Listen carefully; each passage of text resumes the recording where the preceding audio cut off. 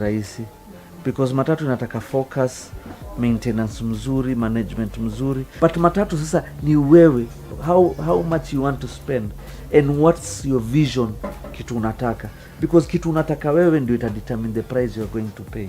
But a normal matatu kama Nissan unaweza spend like 150,000. Hiyo ni kupiga rangi na kuchora na maybe small modifications nje. Ukikuja ndani tena kuna like 150-200,000. Ikuja kwa music as a like 300, ina depend na wewe. Kuna Nissan fulani ya Mombasa tumetengeza tu juzi. Wale hiyo gari kimchezo tu ilikula 700,000 na mwenye alinunua gari 400,000. So kuna the type of equipment that you use. The same way, not all vehicles can be the same price. You'll find one amplifier goes for 10,000, another amplifier goes for 250,000, and there are even others that are more even expensive. But definitely, as an installer, I'll try and advise for the best. I might advise for a client a budget setup that will go for something like, for example, a bus, something like 150 Gs, and then there's another setup that will even surpass $1 million. Okay, because you find one amplifier is 250, is 300,000. Kuna ule mwenye atataka kuingiza gari yenye imechorwa, kuna ma TV nini, hiyo mziki kila kitu, unaona. Sasa kuna wale wenye wanadepend nao ma client. Kuna client hizi ingia gari na ngoma haijachorwa, haezi at all. Hairi aka stage for 20 minutes agoje ile gari imechorwa. It's all about reference, because if it's pimped, I'll board because of time. So I'll get into the pimped one because I'll be able to get to town or wherever I'm going faster. Sisi wa Kenya tuko na culture fulani. Ukiona duka ya kuuza nguo si zinauzwa ndani, lakini si utazichora hapo nje. Si ni kweli? Duka ya M-Pesa ni green, utaandika M-Pesa, withdraw, deposit. Si ni kweli? Si wa Kenya tunapenda ku advertise whatever we do. Culture yani ni habit ya wa Kenya tu. Kitu lazima ikuwe mzuri ndio utapanda. Matatu zinaweza kuwa na the same number plate, labda zimeachana na namba 2, zote ni mpya, moja ina ngoma, moja ina ngoma. Moja iko na graffiti, moja ina graffiti. Na si ati hazitafika the same place, the same time, lakini watu wataja kwa ile moja imechorwa. Reason we don't know. Kila mtu atakuwa na matatu iko na imepimpiwa because mentality itakufikisha haraka. Si ni kweli? It's the mood. It's not even about traveling. It's not even about riding, because Kenyans are always on the move. That's why matatu transport is a very big industry. Matatu, boda, nini. Kenyans are always in the move. So it's how you move. Okay? Kama ni asubuhi nataka nifike haraka, najua kuna traits ambazo ziko hivi na manyanga. Wana itafuata jamu. Si ndio? Na nitakulishwa muziki. Na mimi napenda ngoma. Si basi niko sawa. Wote wasijua ni ndafika huko haraka na huko niko fresh, niko fit. Si ati nimepanda dinga, nimelala, unaona yani.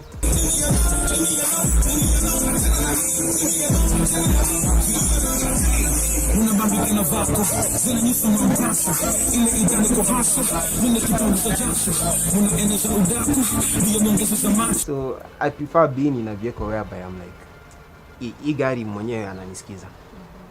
Hata wenye wanaendesha gari kama na feel na vibe nao. Unapata some scenarios watu wanashuka gari and wanaambia conductor mazima tukua poa. Anaambia dere hiyo playlist ilikuwa fit.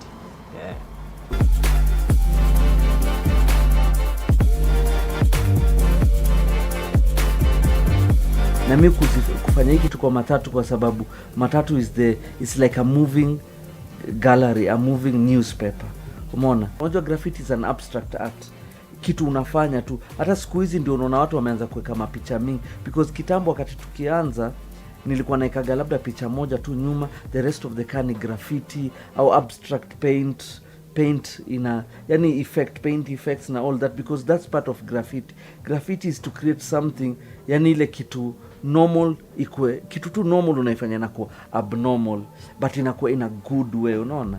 But now unajua pia vile matatu zimekuwa zikievolve, alafu kuna young people wale nimetrain, kila mtu anakuja na creativity yake, but wote wana come from the one thing, the graffiti part, so they are bringing their own creativity ikichange. Na unajua you young people, you always, your mind are very creative, na hiyo ndio reason me train vijana wengi, because sahii mimi mwenyewe nimefanya kitu for many years, mimi mwenyewe sisifanyi sana. Sahii let my students na the young people waangalie kitu tulifanya and they create their own thing.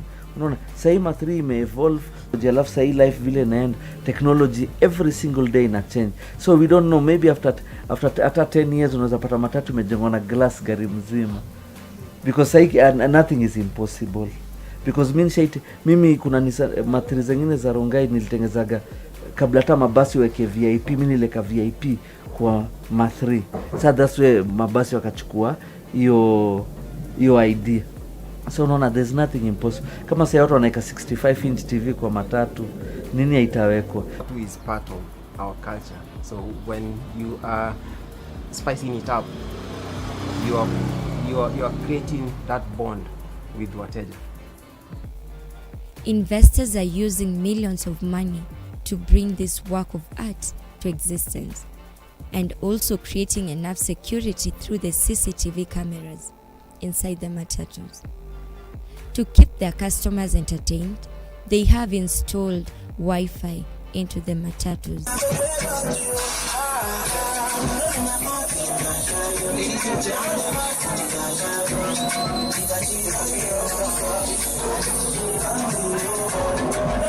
Umeona sasa ina depend na what you want, the quality you want, na the presentation pia unataka, because kuna rangi zingine pia expensive. Unaweza piga gari tu plain color, rangi kule 200,000. Matatu yenyewe it's a handful. Kuwa matatu si kazi rahisi, because matatu inataka focus, maintenance mzuri, management mzuri. Maybe people think maybe you just go buy a matatu, come into the industry, get rich quickly. It doesn't work like that. You have to be there.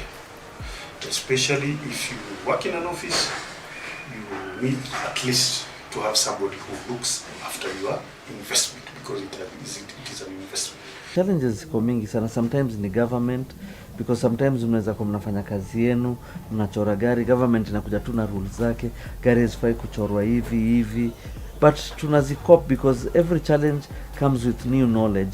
Fuel is the biggest challenge, because right now, like before we used to do a whole day, the matatu would consume maybe like 9k of diesel. But these days it goes up to 14.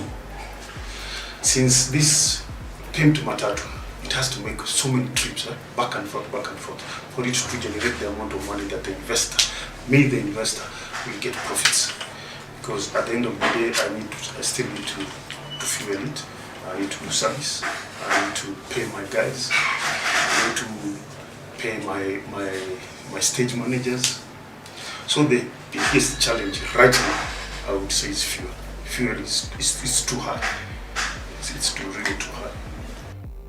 The matatu industry has grown to different parts of the country outside Nairobi, despite the challenges from the government. Matatu za kila mahali. Si hata mimi uletewa matatu kutoka Mombasa, Kisumu, Eldoret, Nakuru, yani everywhere. Si ati ni hapa peke yake, lakini garage niko nao hapa Nairobi. Nimefanya matatu mingi. Mimi I look up to people wale wananipatia challenge kwa brain yangu. Someone who does something. Hata ukiangalia huko majuu kuna West Coast Customs. West Coast Customs ni kama my dream garage. Mungu akinisaidia nikiwa na uwezo na nikiwa na uhai, naweza tamani garage yangu ikiwa West Coast Customs. Nifanye vile wanafanya, because that's a 3/4 of what I'm doing. The more you pimp the vehicle, the more passengers you get, and then the more profitability it is. Most of the youths, the young guys, like this matatu that are pimped. The more you invest in customizing your vehicle, the more jobs it will get, the more it will return. Yeah. And for you as an owner, there is also bragging rights. Yeah. You have the baddest matatu. You have the matatu that people remember, actually.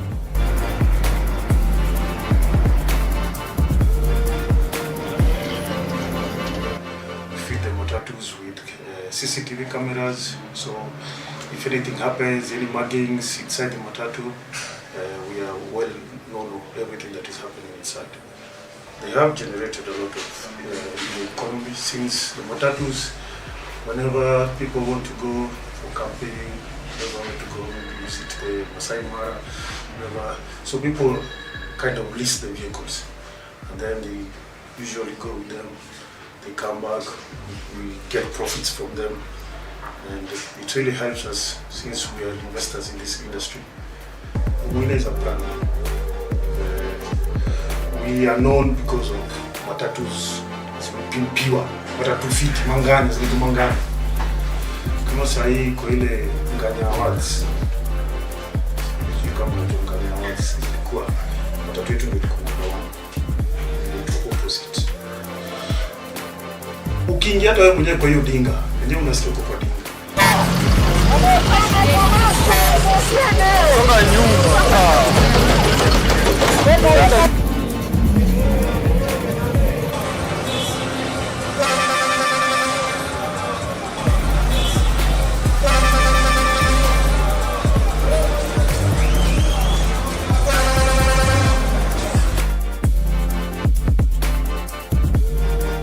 Lazima you have that skill, you perfect it.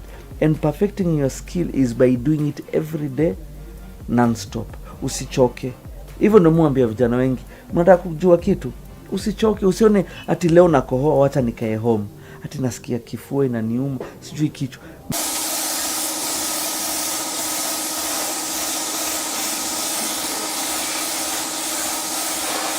You want to be someone in life, lazima work hard, you master your skill, na usiwahi choka.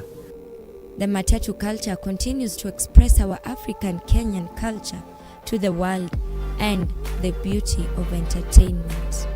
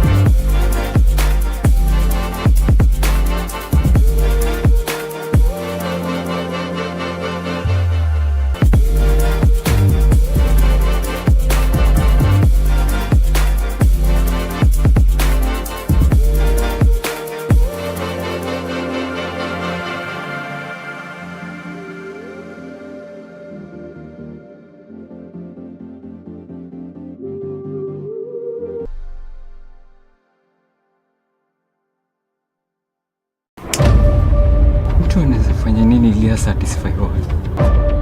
Kama sio kuharibiwa life na my uncle.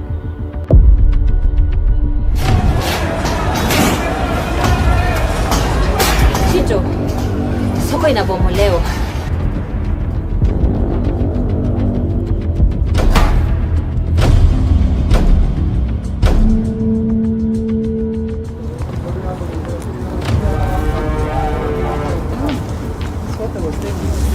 You mean nothing to you. Hii ni mali ya serikali. Hapa ni kwetu.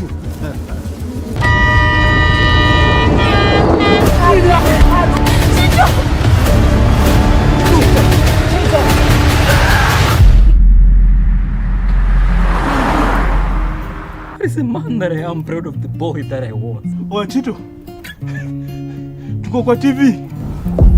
Alafu shida si wewe, ni society who set standards zake. Streaming and screening in cinema halls and mainstream platforms this season.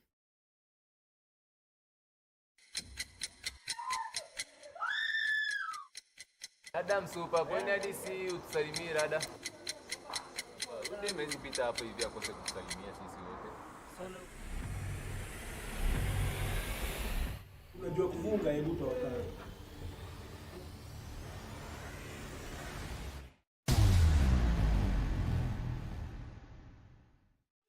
How can you be so stupid? I'm going to walk away. So you can't leave me when I need you now. You can't leave.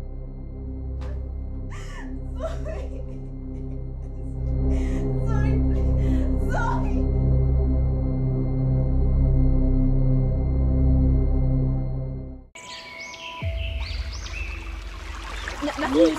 Anyale mano kelo gini ya Bigeni wuodi maduong' motiende. Oluongo jodongo oketo gie bura kae odhiambo masani. Uwinja, wabiro loso kae wach loch. Okinyalre otiende. Jogo oko, gol jachiragiri oko, piyo!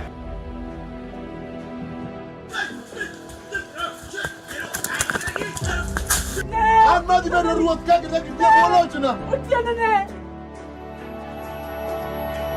Okiromo bedo tele piny ruodhni, kendo bede komwonu. Mano chira! Ir kele nyoge gweng' ka. Mutini tiki chupa tunatini to wang'e tek ma. Ha?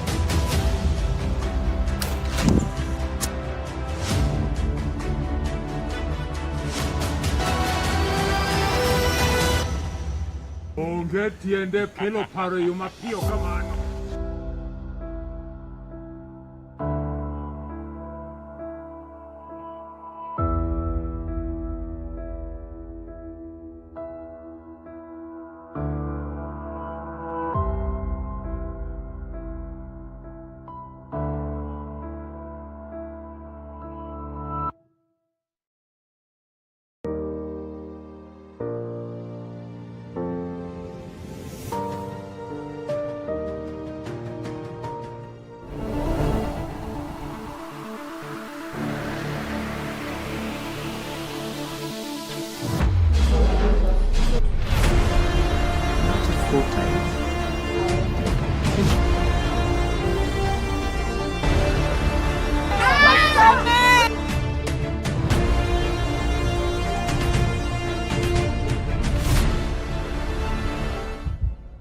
But the test shows that she collapsed 4 days ago. I don't 4 days ago. I don't think that's true.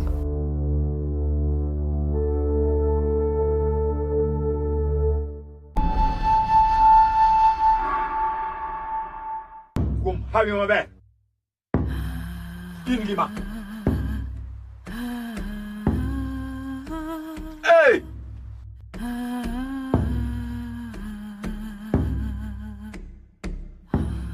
Karabiro neno mamwa chieng' man.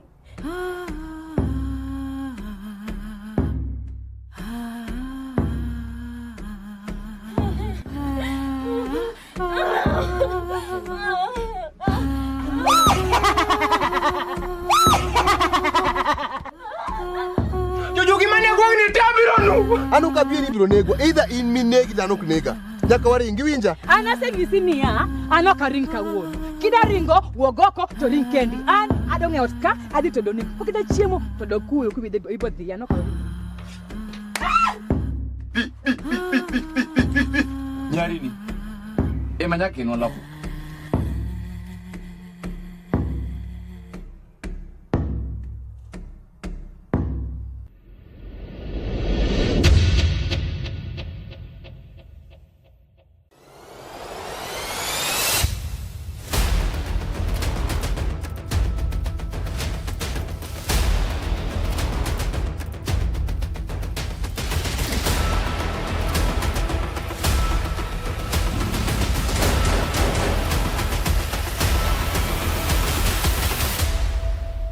I'm afraid.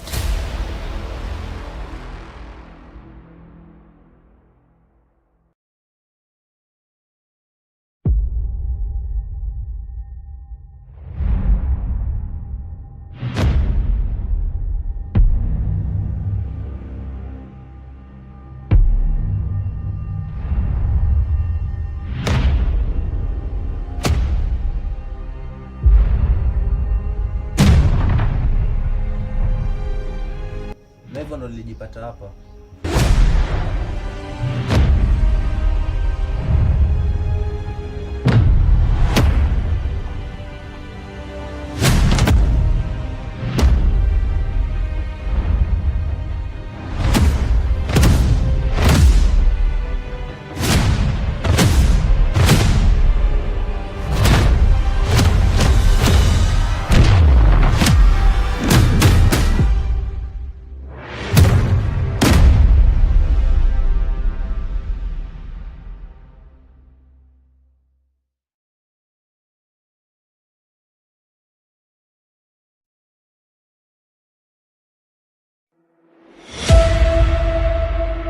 Baby, nilikwambia ukiwa na mimi life ni stress free.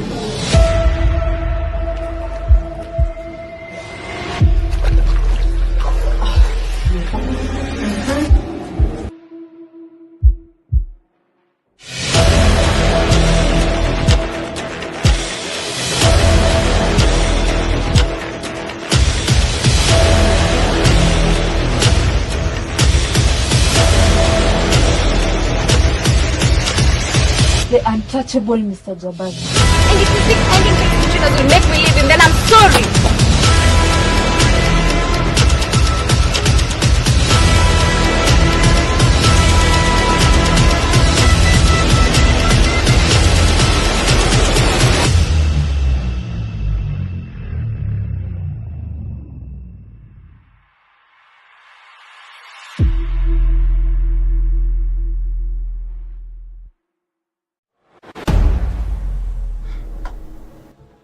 Nah, you're out of your mind, Elvin. And besides, is what they're doing even legal?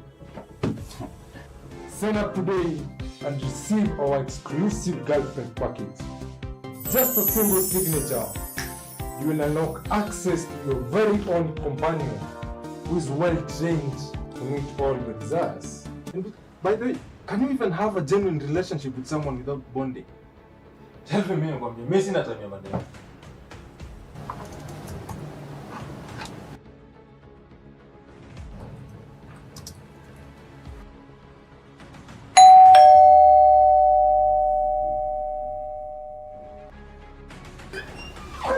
So that thing actually worked. Listen. I took your advice, I signed a contract and ordered me a ticket. And guess what?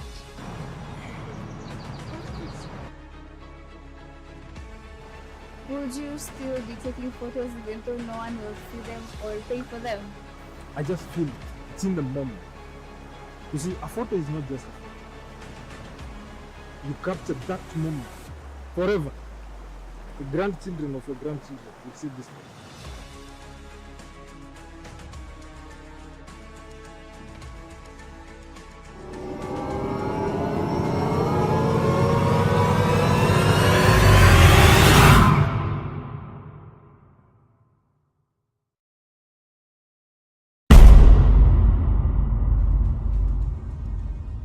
Iris, is that you? Don't call me that. Your contract with the company ended a long time ago. I no longer serve you. You are a monster! See? Dance up.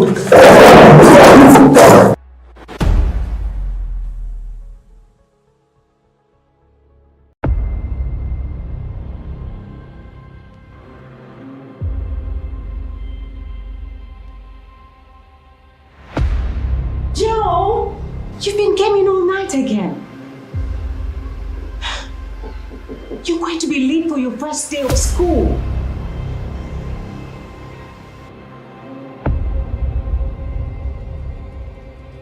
Hey, I really need to ask you something. Are you a fan of Latin painting? Not that much. I prefer sketching.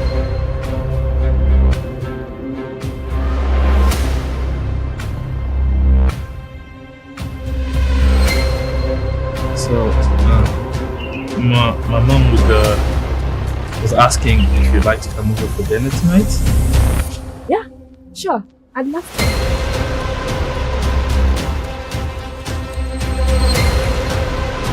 Hey Mom, this is Tina. This is my mom. We need to talk about him. You don't get to decide when I hang out with mom. I've tried everything that I can do. You're definitely having Joe. No. Yeah, I seem to know what's happening. What's happening? No.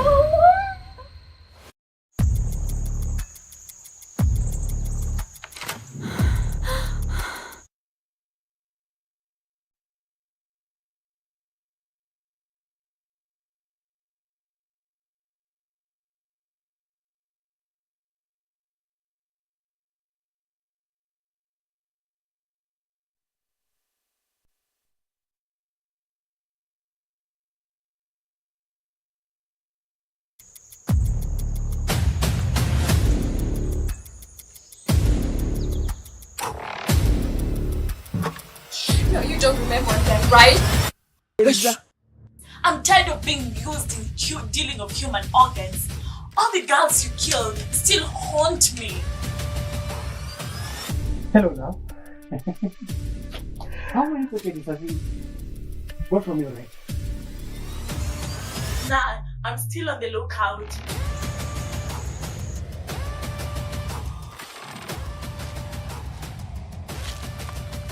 Take care and be careful in the words too. Just thinking of how cute he is and everything, you know. Doesn't make me happy.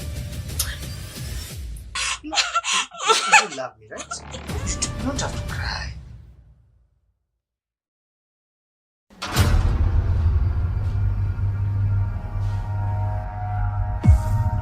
So wewe ndio the famous Fred, huh?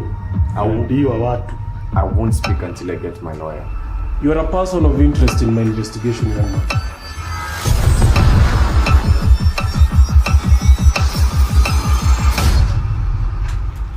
Everyone in school knows my name by now.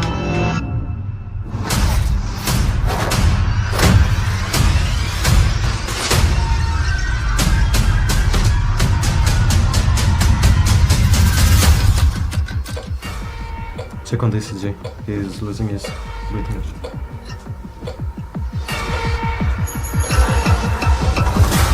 I wish I could change the situation, but it's too late. I had no choice.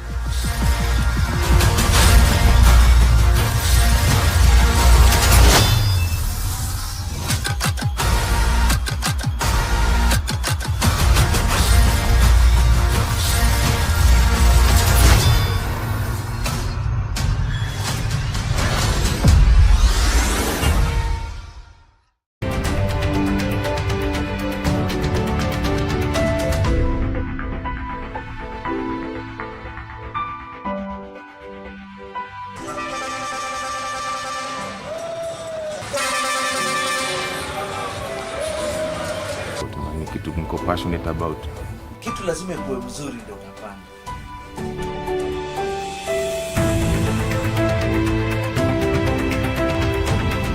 Did you know that 97% of Kenyans use road as a means of transport?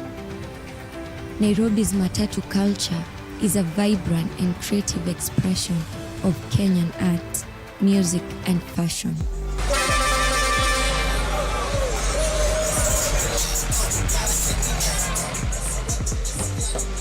The Matatu culture has been around for decades and has evolved into a unique form of transportation that is both practical and artistic.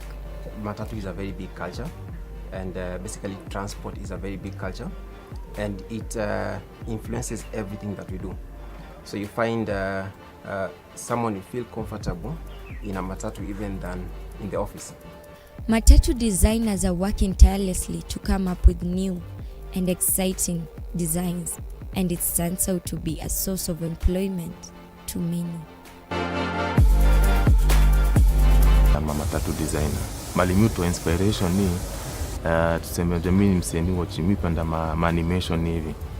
Kucheki makatuna hapo, movies. Labda pale nikiscroll Pinterest naona picha fulani, hapo ndio my ideas zitoka tu. What inspired me is this person known as Moha Graphics, undali inspire. So when I started doing over graffiti, watu wakaanza kuipenda, watu wakaanza kuwa curious, ndio watu, because those were the late 90s wakati nilianza.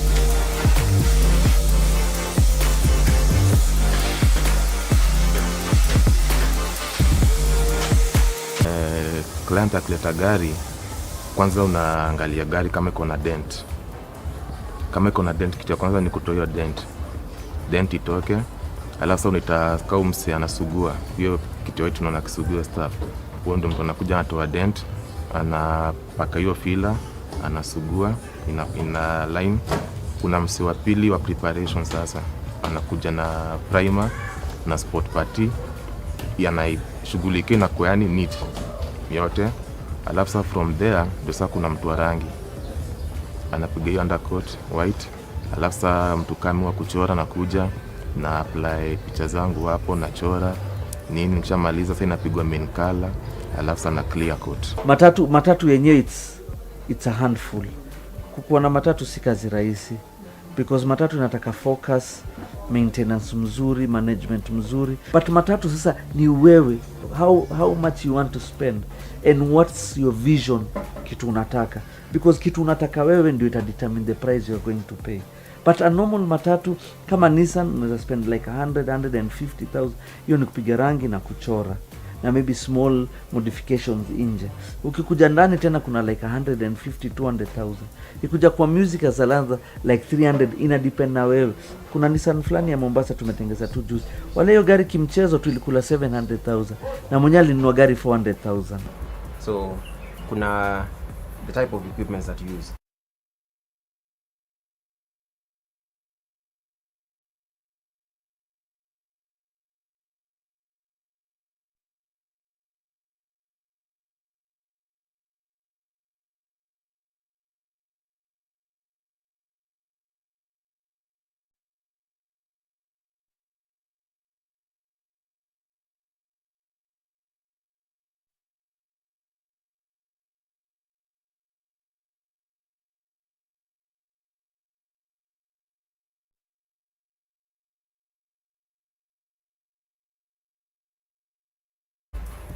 The same way, not all vehicles can be the same price.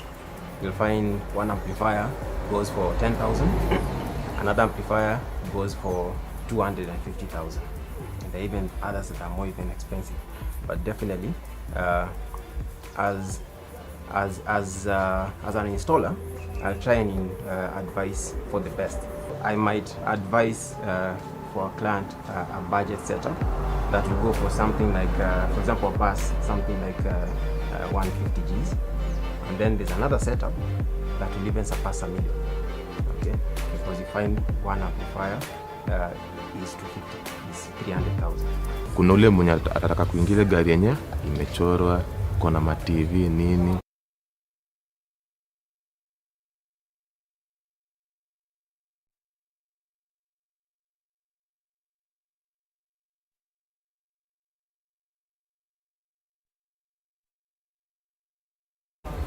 Hiyo mziki kila kitu, unaona. Sasa kuna wale wenye wanadepend nao ma client. Kuna client hizi ingia gari na ngoma haijachorwa, haezi at all. Hairi aka stage for 20 minutes agoje ile gari imechorwa. It's all about reference, because if it's pimped, I'll board because of time. So I'll get into the pimped one because I'll be able to get to town or wherever I'm going faster. Sisi wa Kenya tuko na culture fulani. Ukiwa na duka ya kuuza nguo si zinauzwa ndani, lakini si utazichora hapo nje. Si ni kweli? Duka ya M-Pesa ni green, utaandika M-Pesa, withdraw, deposit. Si ni kweli? Si wa Kenya tunapenda ku advertise whatever we do. Culture yani ni habit ya wa Kenya tu. Kitu lazima ikuwe mzuri ndio utapanda. Matatu zinaweza kuwa na the same number plate, labda zimeachana na namba 2, zote ni mpya, moja ina ngoma, moja ina ngoma. Moja iko na graffiti, moja ina graffiti. Na si ati hazitafika the same place, the same time, lakini watu wataja kwa ile moja imechorwa. Reason we don't know. Kila mtu atakuwa na matatu iko na imepimpiwa, because mentality itakufikisha haraka. Si ni kweli? It's the mood. It's not even about traveling. It's not even about riding, because Kenyans are always on the move. That's why transport is a very big industry. Matatu, boda, nini. Kenyans are always in the move. So it's how you move. Okay? Kama ni asubuhi nataka nifike haraka, najua kuna traits ambazo ziko hivi na manyanga. Wana itafuata jamu. Si ndio? Na nitakulishwa muziki. Na mimi napenda ngoma. Si basi niko sawa. Wote wasijua ni ndafika huko haraka na huko niko fresh, niko fit. Si ati nimepanda dinga, nimelala, naona yani.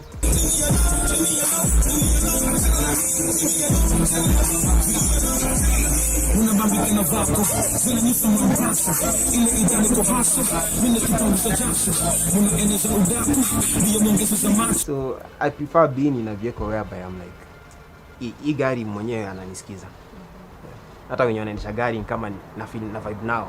Unapata some scenarios watu wanashuka gari and wanaambia conductor mazima tukua poa. Anaambia dere hiyo playlist ilikuwa fit.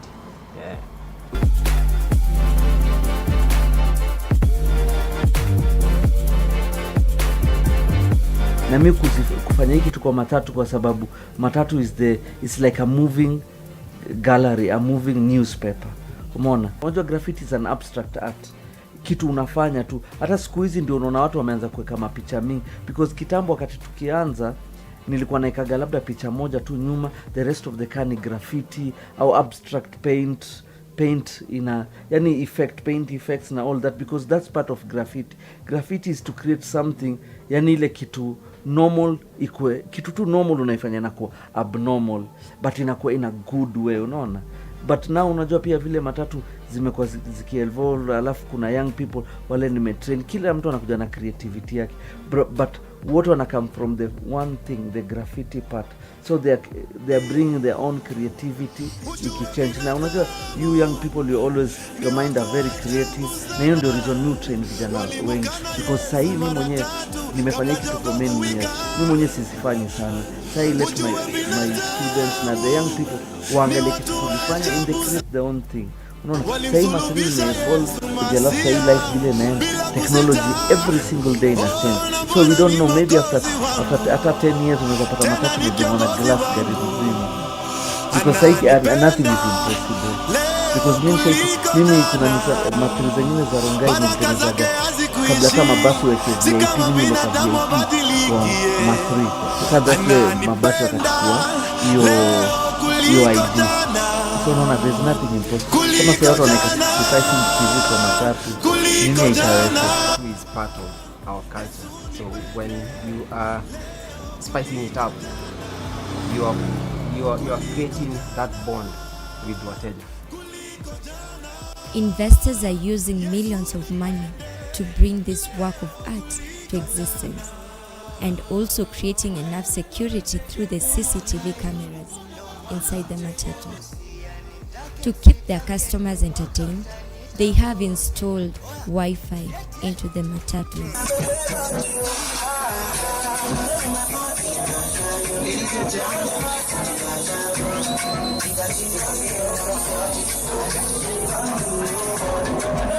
Umeona, sasa ina depend na what you want, the quality you want, na the presentation pia unataka, because kuna rangi zingine pia expensive. Unaweza piga gari tu plain color, rangi kule 200,000. Matatu yenyewe it's a handful. Kwa na matatu si kazi rahisi, because matatu inataka focus, maintenance nzuri, management nzuri. Maybe people think maybe you just go buy a matatu, come into the industry, get rich quickly. It doesn't work like that. You have to be there. Especially if you work in an office, you need at least to have somebody who looks after your investment, because it is an investment.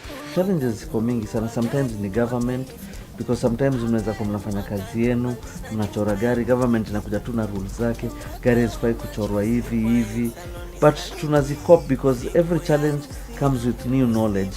Fuel is our biggest challenge, because right now, like before we used to do a whole day, the matatu would consume maybe like 9k on diesel. But these days it goes up to 14. Since this pimped matatu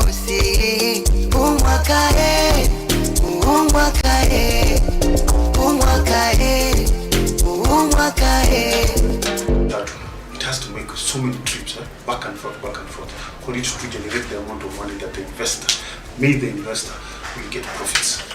Because at the end of the day, I still need to fuel it. I need to do service. I need to pay my guys. I need to pay my stage managers.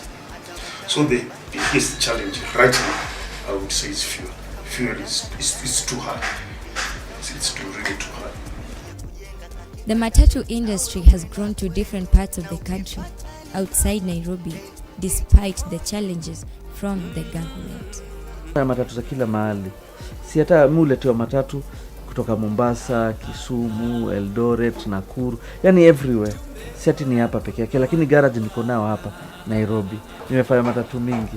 Mimi na I look up to people wale wananipatia challenge kwa brain yangu. Someone who does something. Hata ukiangalia huko majuu kuna West Coast Customs. West Coast Customs ni kama my dream garage. Mungu akinisaidia nikiwa na uwezo na nikiwa na uhai, naweza tamani garage yangu ikuwe West Coast Customs. Nifanye vile wanafanya, because that's a 3/4 of what I'm doing. The more you pimp the vehicle, the more passengers you get, and then the more profitability it is. Most of the youths, the young guys like this Matatu that are pimped. The more you invest in customizing your vehicle, the more jobs it will get, the more it will return. Yeah. And for you as an owner, there is also bragging rights.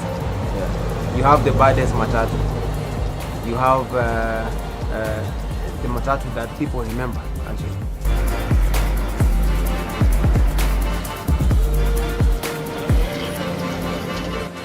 Feed the Matatus with CCTV cameras, so if anything happens, any muggings inside the Matatu, we are well known of everything that is happening inside. They have generated a lot of the economy, since the Matatus, whenever people want to go for camping, whenever want to go visit the Masai Mara, whenever, so people kind of lease the vehicles, and then they usually go with them. They come back, we get profits from them, and it really helps us since we are investors in this industry. Mwina is a brand. We are known because of Matatus zimepimpiwa, Matatu fit Mangani, zilizo Mangani. Kama sahi kwa ile Nganya Awards, kama Nganya Awards ilikuwa Matatu yetu ndio ilikuwa opposite. Ukiingia hata wewe mwenyewe kwa hiyo dinga, wenyewe unasikia kwa dinga. Songa nyuma.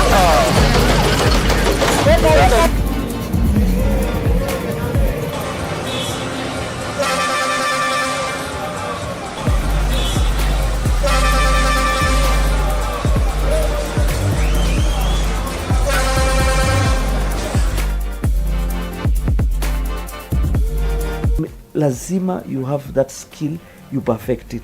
And perfecting your skill is by doing it every day, non-stop. Usichoke. Hivyo ndio muambia vijana wengi, mnataka kujua kitu, usichoke, usione ati leo nakohoa wacha nikae home. Ati nasikia kifua inaniuma, sijui kichwa.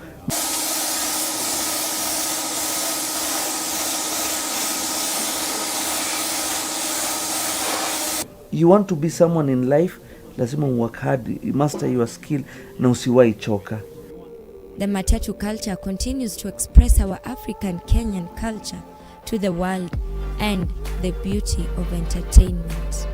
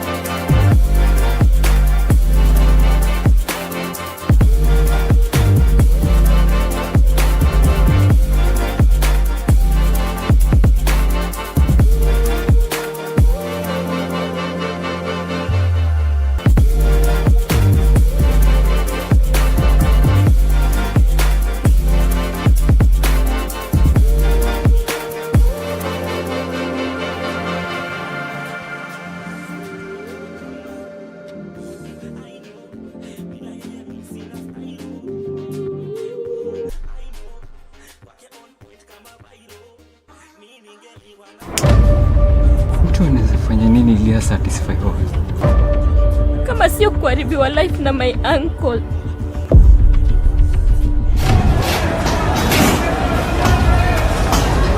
Chito, soko inabomolewa.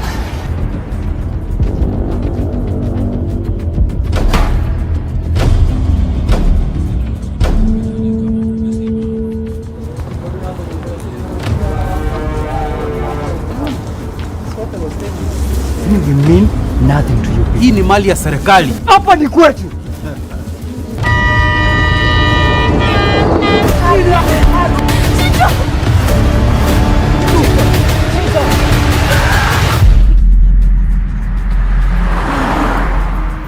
There is a man that I am proud of the boy that I was. Oya Chito, tuko kwa TV. Alafu shida si wewe. Ni society who set standards zake. Streaming and screening in cinema halls and mainstream platforms this season.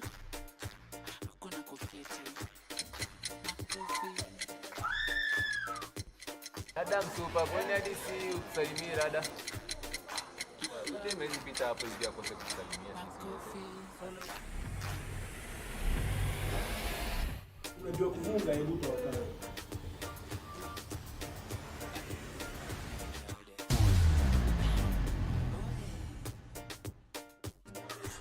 Okay.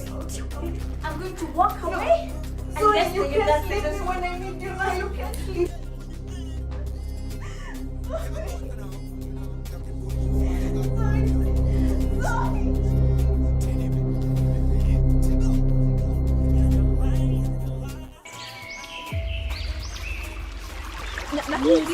Anyale mano kelo gini yao. Bigini wuodi maduong' motiende. Oluongo jodongo oketo gie bura kae odhiambo masani. Winja, wabiro loso kae wach loch. Okinyalre otiende. Jogo oko, gol jachiragiri oko, piyo!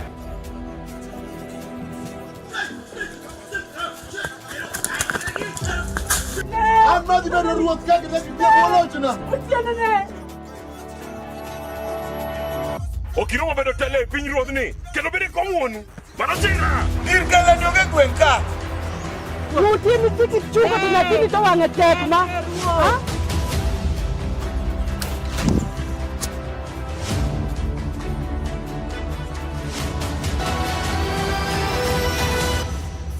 Onge tiende pelo paro yo mapiyo kamano.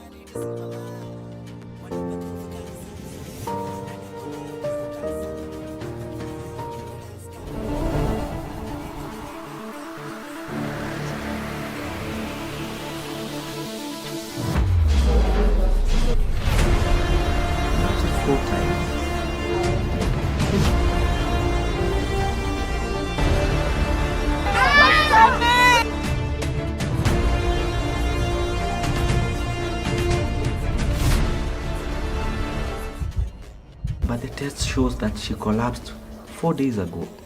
I don't 4 days ago. I don't think that's true.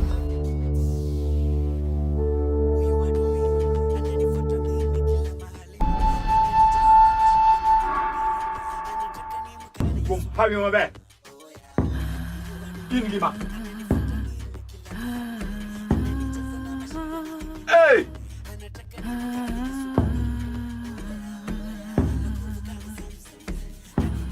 Sarabiro neno mamwa chieng' man.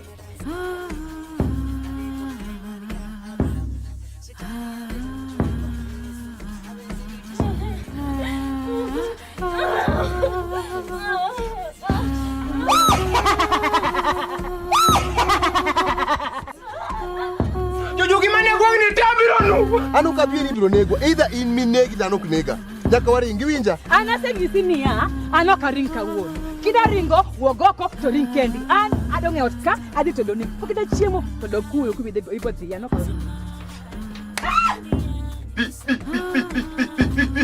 nyari ni ema nyake ng'oloko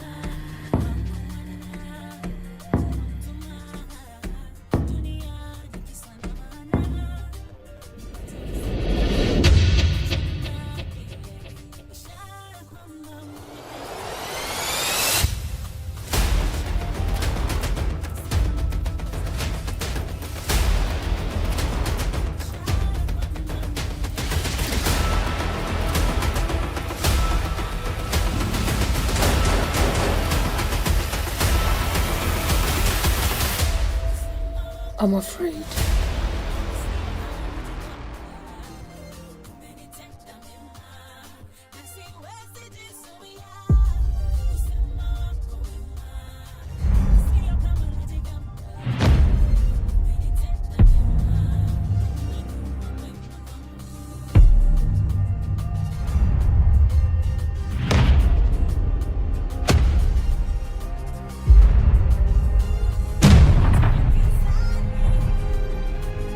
Hivyo ndo nilijipata hapa.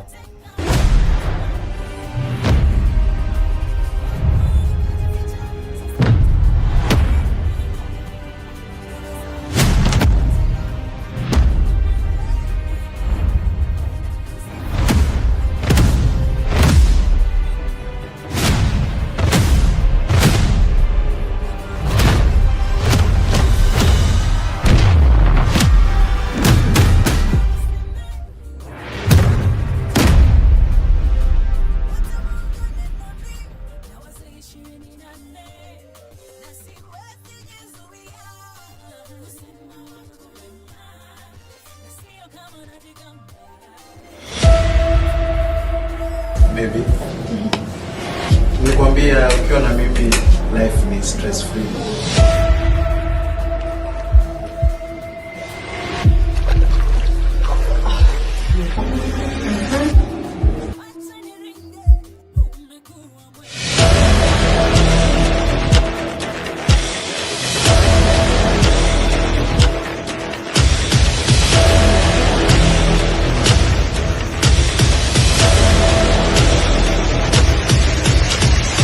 The untouchable Mr. Jabari. And if you think ending Fictional will make me leave him, then I'm sorry.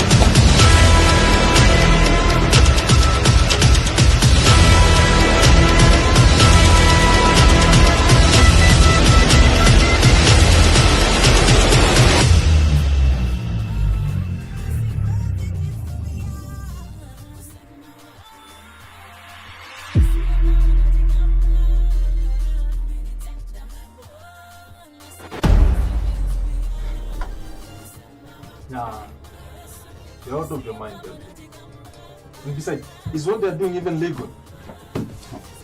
Sign up today and receive our exclusive girlfriend package. Just a single signature, you will unlock access to your very own companion who is well trained to meet all your desires. And by the way, can you even have a genuine relationship with someone without bonding? Tell me about me. Amazing at all.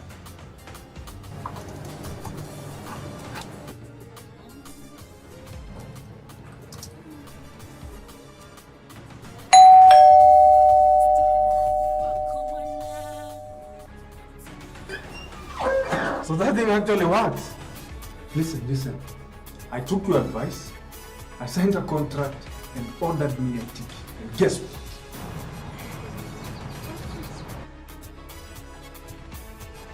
Would you still be taking photos even though no one will see them or will think for them? I just feel it's in the moment. You see, a photo is not just a photo.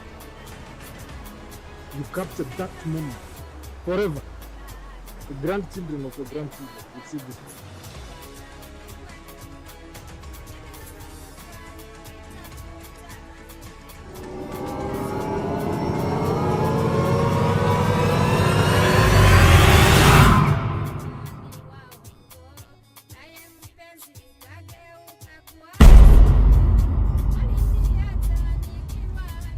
Iris, is that you?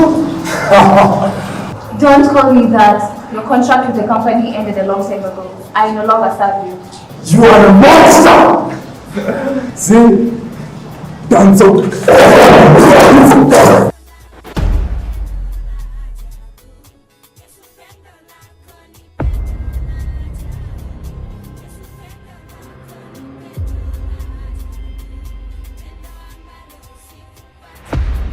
Joe, you've been gaming all night again.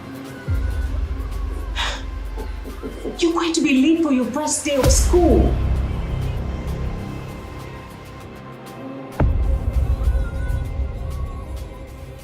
Hey, I'm meaning to ask you something. Are you a fan of Latin painting? Not that much. I prefer sketching.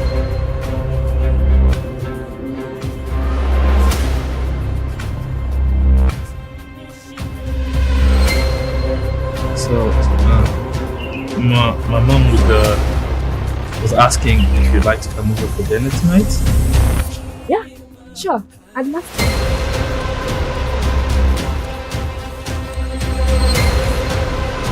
Hey mom, this is Tina. My mom. We need to talk about Tina. You don't get to decide when I hang out with mom. I've tried everything that I can do. You're better than the others, Joe. No. Hey, I seem to know what's happening. What's happening? No.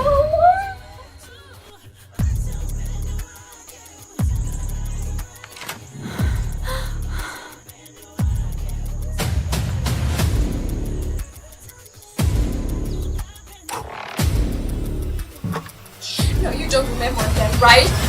Exactly. I'm tired of being used in dealing of human organs. All the girls you killed still haunt me. Hello now. How many tickets have you got from your life? Nah, I'm still on the lookout.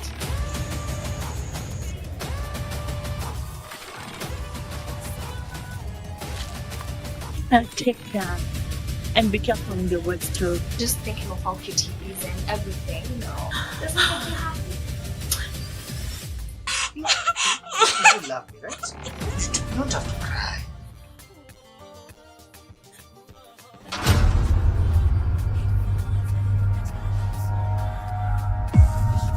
So wewe ndio the famous Fred, huh? I won't speak until I get my lawyer. You are a person of interest in my investigation, young man.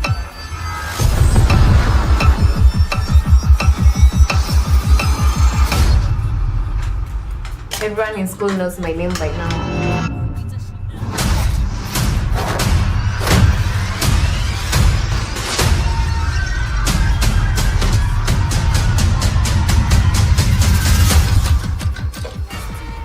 Check on this, CJ.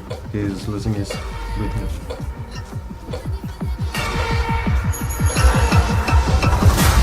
I wish I could change the situation, but it's too late. I had no choice.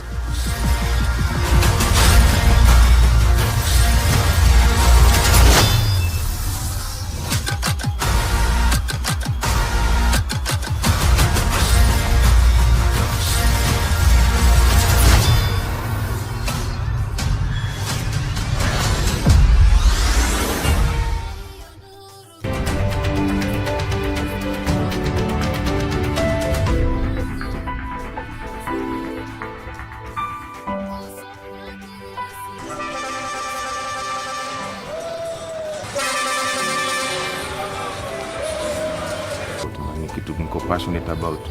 Kitu lazima kuwe mzuri ndio kufanya.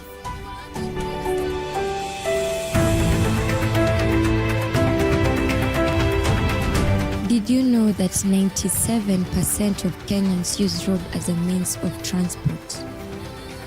Nairobi's Matatu culture is a vibrant and creative expression of Kenyan art, music, and fashion.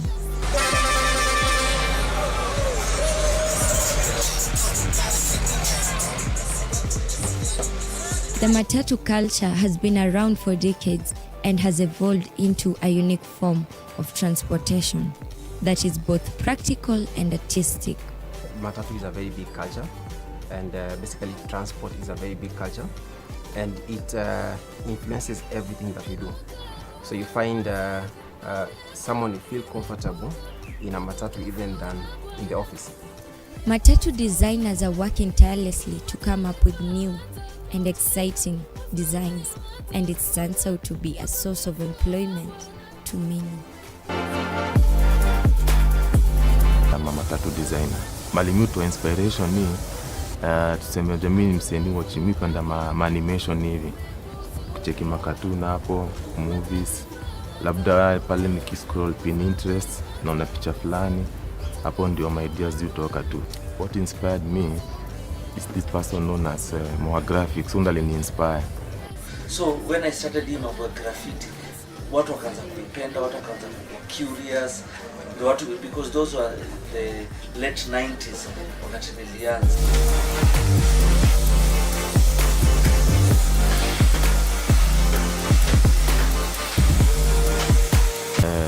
Client akileta gari, kwanza unaangalia gari kama iko na dent. Kama iko na dent, kitu ya kwanza ni kutoa hiyo dent itoke. Alafu unitaka umse anasugua. Hiyo kitu yetu tunaona kisugua stuff.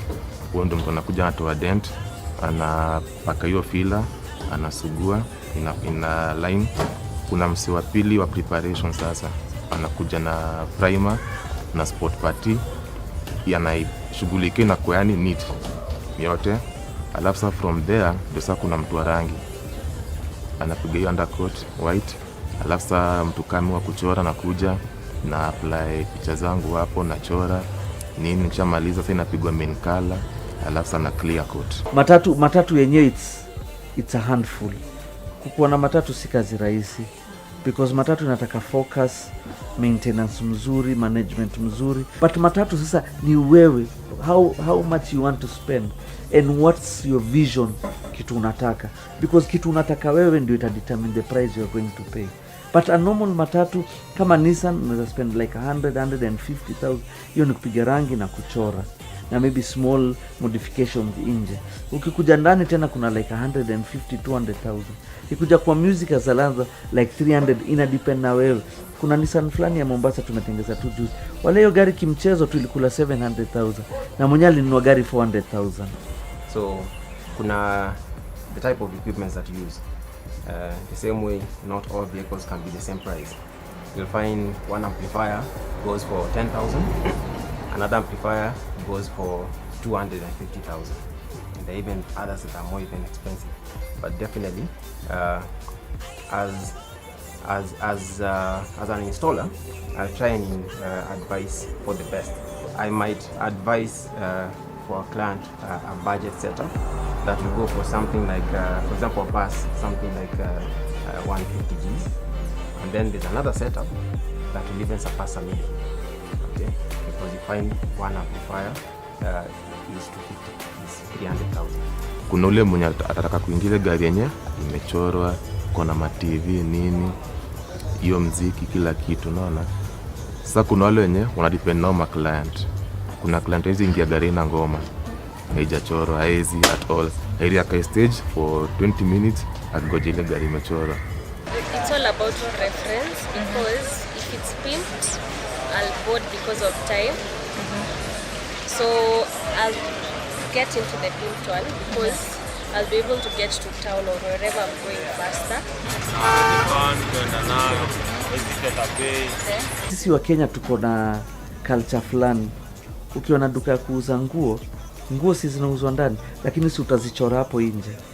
Si ni kweli?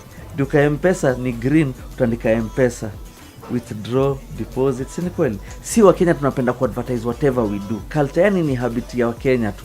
Kitu lazima ikuwe mzuri ndio utapanda.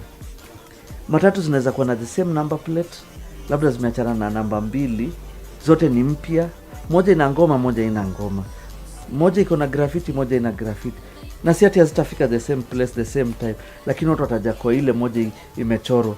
Reason we don't know. Kila mtu atakuwa na matatu iko na imepimpiwa, because mentality itakufikisha haraka. Si ni kweli? It's the mood. It's not even about traveling. It's not even about riding, because Kenyans are always on the move. That's why transport is a very big industry. Matatu, boda, nini. Kenyans are always in the move. So it's how you move. Okay. kama ni asubuhi nataka nifike haraka, najua kuna traits ambazo ziko hivi na manyanga, wana itafuata jamu, si ndio? Na nitakulishwa muziki, na mimi napenda ngoma, si basi niko sawa. Wote wasijua ni ndafika huko haraka na tuko niko fresh, niko fit, si ati nimepanda dinga nimelala, unaona yani.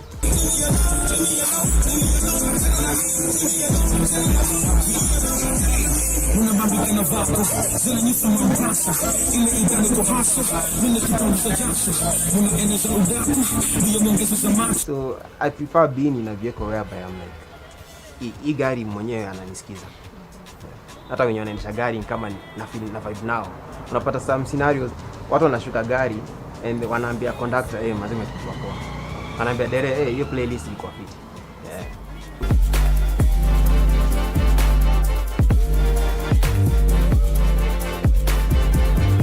Na mimi kufanya hiki kitu kwa Matatu kwa sababu Matatu is like a moving gallery, a moving newspaper.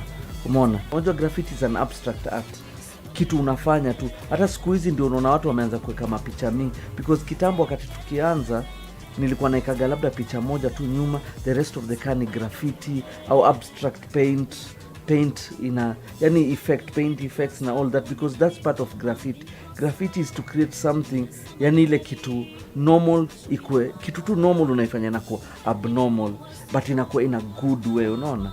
But now unajua pia vile Matatu zimekuwa zikievolve, alafu kuna young people wale nimetrain, kila mtu anakuja na creativity yake, but wote wana come from the one thing, the graffiti part, so they are bringing their own creativity ikichange. Na unajua you young people, your mind are very creative, na hiyo ndio reason me train vijana wengi, because sahi mimi mwenyewe nimefanya kitu for many years, mimi mwenyewe sifanyi sana. Sahi let my students na the young people waangalie kitu tulifanya and they create their own thing, unaona. Sahi ma3 imeevolve, alafu sahi life vile naenda, technology every single day ina change, so we don't know, maybe after 10 years unaweza pata Matatu imejengwa na glass gari mzima, because sahi nothing is impossible.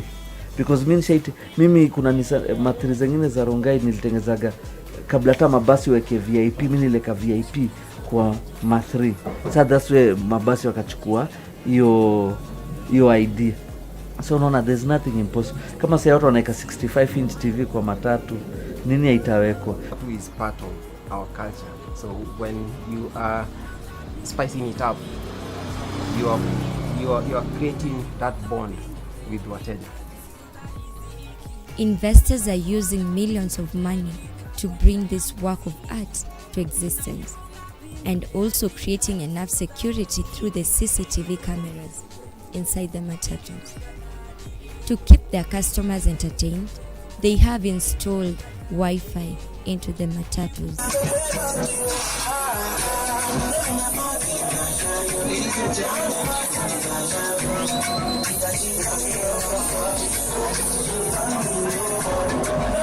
Umeona, sasa ina depend na what you want, the quality you want, na the presentation pia unataka, because kuna rangi zingine pia expensive. Unaweza piga gari tu plain color, rangi kule 200,000. Matatu yenyewe it's a handful. Kuwa na Matatu si kazi rahisi, because Matatu inataka focus, maintenance mzuri, management mzuri. Maybe people think maybe you just go buy a Matatu, come into the industry, get rich quickly. It doesn't work like that. You have to be there. Especially if you work in an office, you need at least to have somebody who looks after your investment, because it is an investment. Challenges for mingi sana, sometimes ni government, because sometimes unaweza kuwa mnafanya kazi yenu, mnachora gari, government inakuja tu na rules zake, gari hazifai kuchorwa hivi, but tunazicop because every challenge comes with new knowledge. Fuel is the biggest challenge, because right now, like before we used to do a whole day, the Matatu would consume maybe like 9k of diesel. But these days it goes up to 14. Since this came to Matatu, it has to make so many trips, back and forth, for it to generate the amount of money that the investor will get profits. Because at the end of the day, I still need to fuel it, I need to do service. I need to pay my guys. I need to pay my stage managers. So the biggest challenge right now, I would say, is fuel. Fuel is too hard. It's really too hard. The matatu industry has grown to different parts of the country outside Nairobi, despite the challenges from the government. Matatu za kila mahali. Si hata muletewa matatu kutoka Mombasa, Kisumu, Eldoret, Nakuru, yani everywhere. Si ati ni hapa peke yake, lakini garage niko nao hapa Nairobi. Nimefanya matatu mingi. Mimi na I look up to people wale wananipatia challenge kwa brain yangu. Someone who does something. Hata ukiangalia huko majuu kuna West Coast Customs. West Coast Customs ni kama my dream garage. Mungu akinisaidia nikiwa na uwezo na nikiwa na uhai, naweza tamani garage yangu ikiwa West Coast Customs. Nifanye vile wanafanya, because that's a 3/4 of what I'm doing. The more you pimp the vehicle, the more passengers you get. And then the more profitability it is. Most of the youths, the young guys like this Matatu that are pimped. The more you invest in customizing your vehicle, the more jobs you will get, the more it will return. Yeah. And for you as an owner, there is also bragging rights. Yeah. You have the baddest Matatu. You have the Matatu that people remember, actually.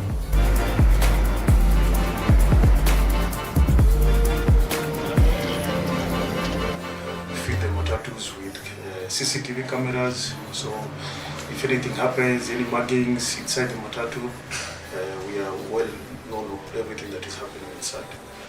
They have generated a lot of the economy, since the Matatus, whenever people want to go for camping, they want to go visit the Masai Mara, whatever. So people kind of lease the vehicles, and then they usually go with them.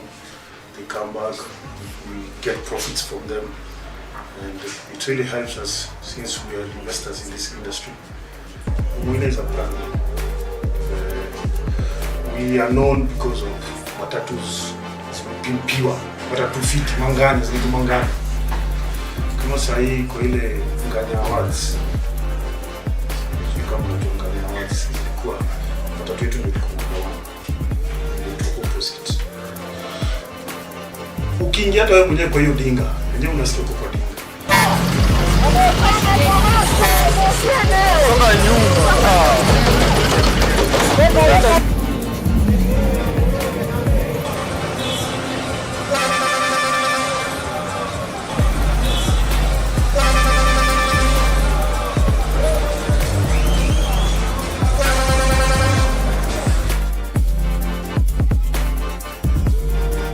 Lazima you have that skill, you perfect it. And perfecting your skill is by doing it every day, non-stop. Usichoke. Hivyo ndo muambia vijana wengi, mnataka kujua kitu, usichoke, usione ati leo nakohoa wacha nikae home. Ati nasikia kifua inaniuma, sijui kichwa.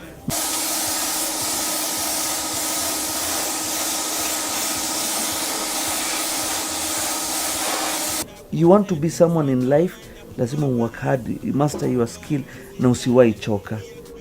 The Matatu culture continues to express our African Kenyan culture to the world and the beauty of entertainment.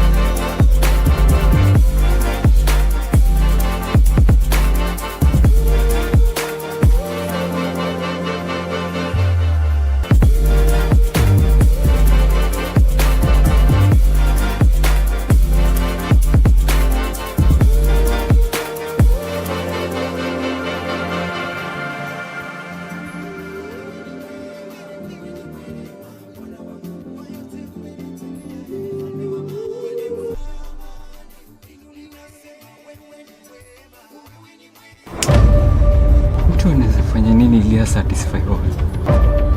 Kama sio kuharibiwa life na my uncle.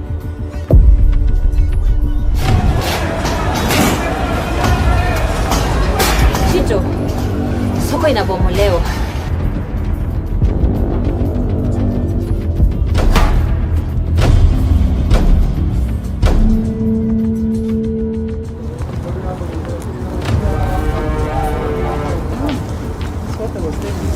You mean nothing to you. Hii ni mali ya serikali. Hapa ni kwetu.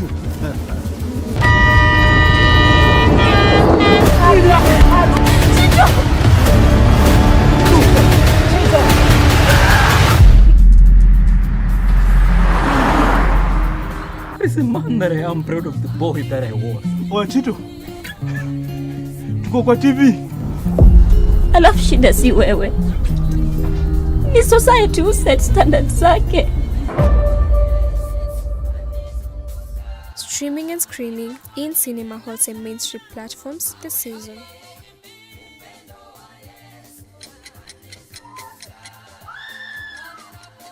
Adam super kwani hadi si usalimie rada. Ule mezipita hapo hivi akose kusalimia sisi. Ndio kufunga iluka wakati.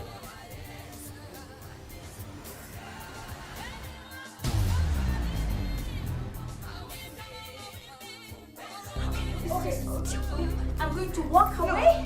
So and you can see me when I need you now. You can see.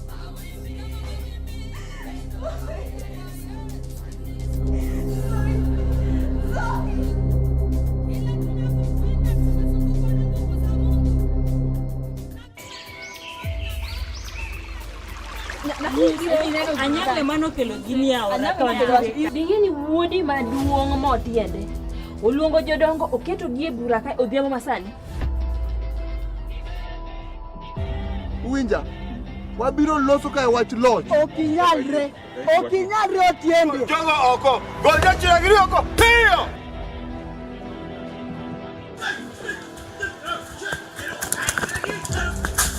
Amadi na ruoth kake na kitia molochna. Otiende ne.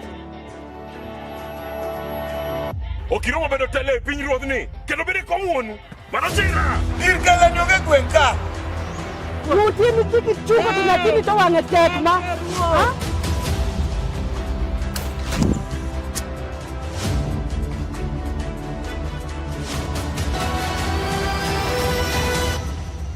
Onge tiende kelo paro yo mapiyo kamano.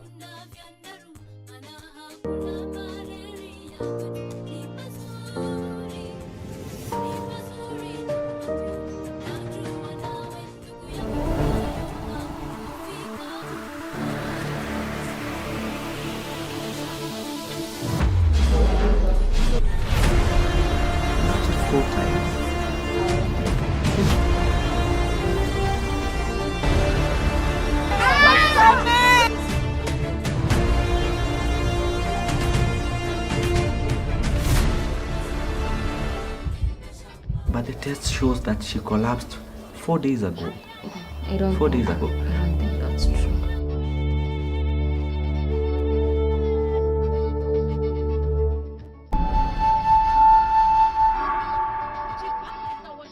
Happy mabe ingima hey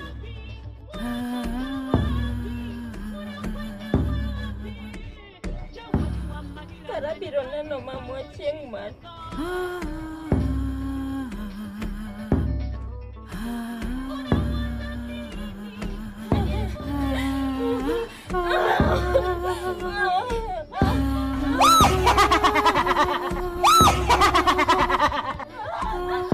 Jojo gimane gwang' ni tabiro no. Anu kabie ni biro nego. Either in mi negi dano knega.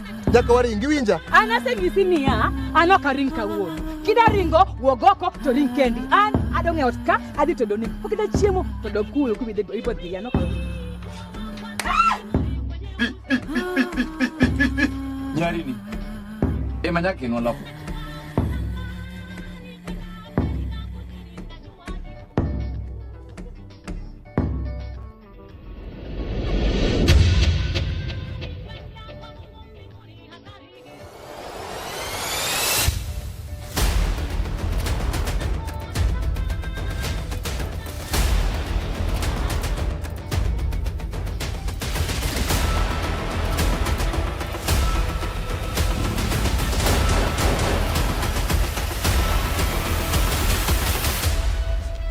I'm afraid.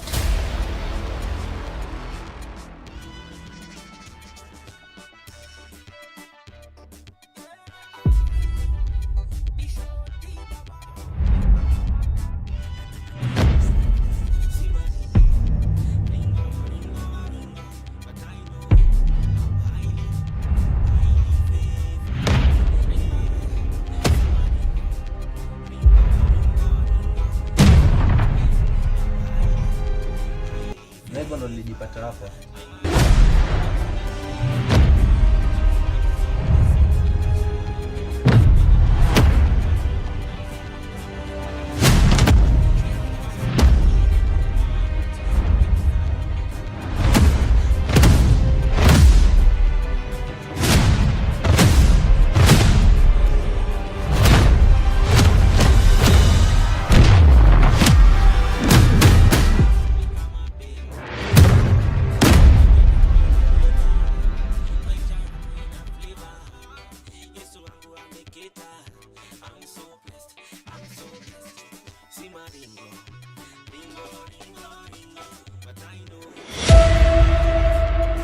Baby, nikwambia ukiwa na mimi life ni stress free.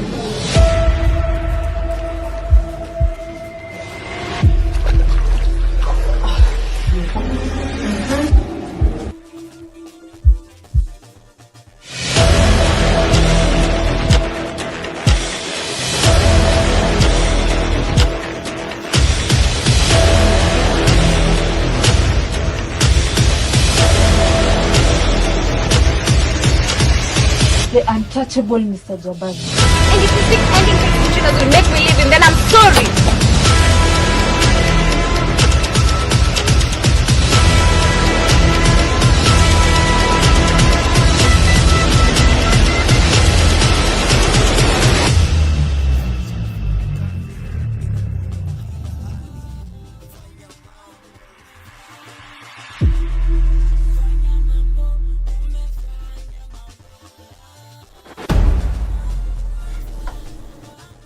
Nah, you're out of your mind, Eldoret. And besides, is what they're doing even legal?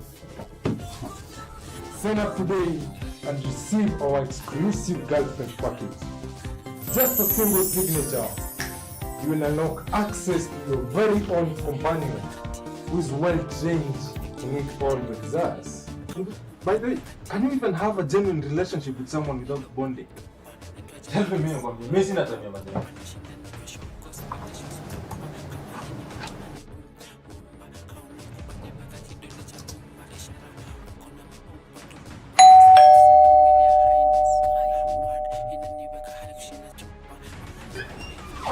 So that thing actually worked.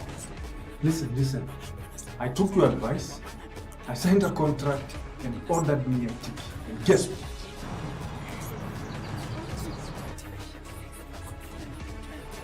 Would you still be taking photos even though no one will see them or pay for them? I just feel it's in the moment. You see, a photo is not just a photo. You capture that moment forever. The grandchildren of your grandchildren will see this.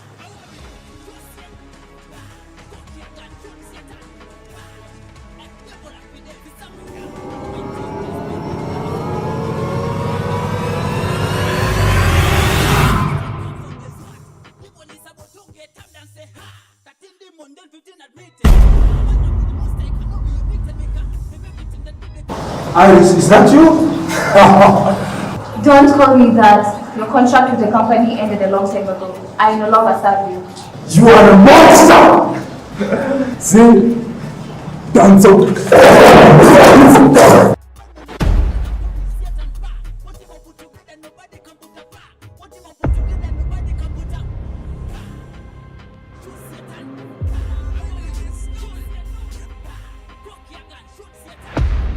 Joe, you've been gaming all night again. You're going to be late for your first day of school.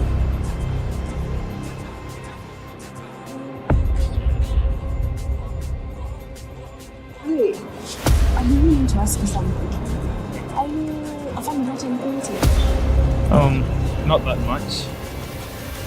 I prefer sketching.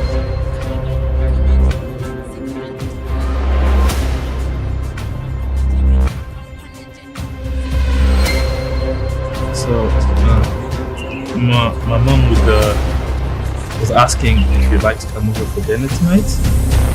Yeah, sure. I'd love to.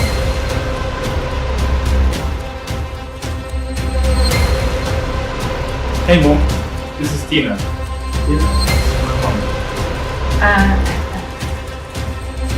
We need to talk about Tina.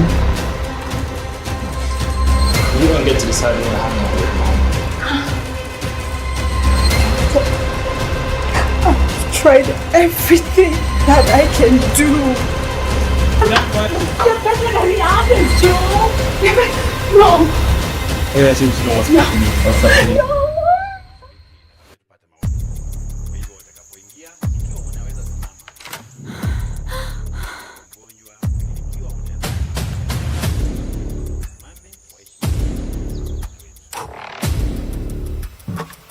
No, you don't remember that, right?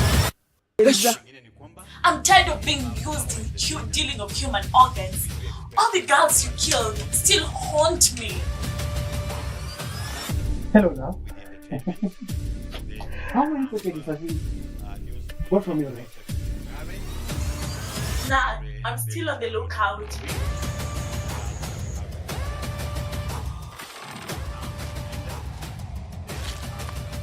Take care and be careful in the words too. Just thinking of how cute he is and everything. No, there's nothing to happen. In case you want to go to rooms of convenience, ikiwa ungependa kwenda kwa vyumba vya haja, kuna ushers wetu ambao wametapakaa kila mahali, unaweza wauliza kisha wakupatie directions kwenda pale mahali ambako kuna vyumba vya haja. Otherwise, karibuni sana KIMC Eldoret campus, na tungependa kuendelea kuwashukuru hasa wazazi wetu na wafadhili wetu kwa kutupea vijana. Tulisema hapa awali kwamba kuna vyuo anwai vingi sana katika Jamhuri ya Kenya, lakini mliamua kwamba mtuletee vijana katika taasisi yetu ya mawasiliano kwa umma ambayo iko katika Wizara ya Information, Communications and Digital Economy. Chuo ambacho kimebobea sana katika masuala ya taaluma, katika masuala ya habari kuanzia mwaka 1961 hadi sasa. Kwa hivyo tunawashukuru sana. DJ.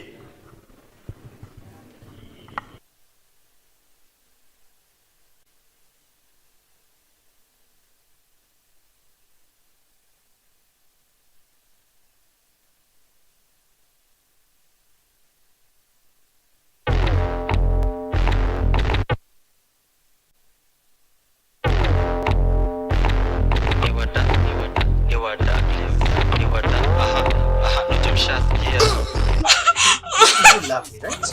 You don't have to cry.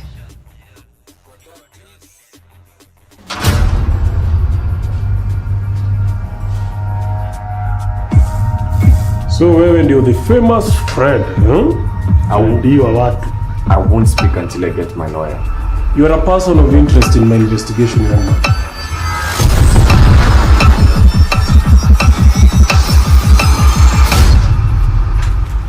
Everyone in school knows my name by now.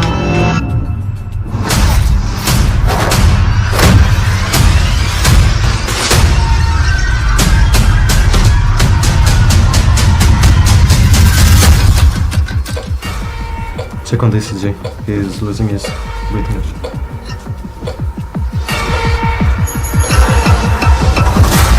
I wish I could change the situation, but it's too late. I had no choice.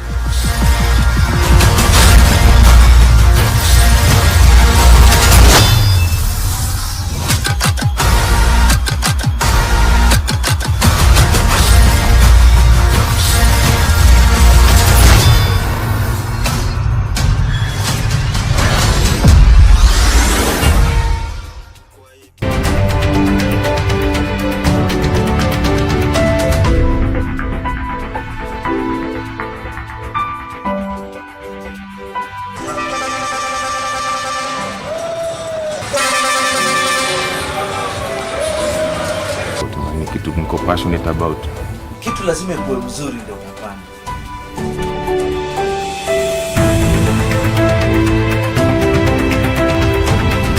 Did you know that 97% of Kenyans use road as a means of transport? Nairobi's Matatu culture is a vibrant and creative expression of Kenyan art, music and fashion.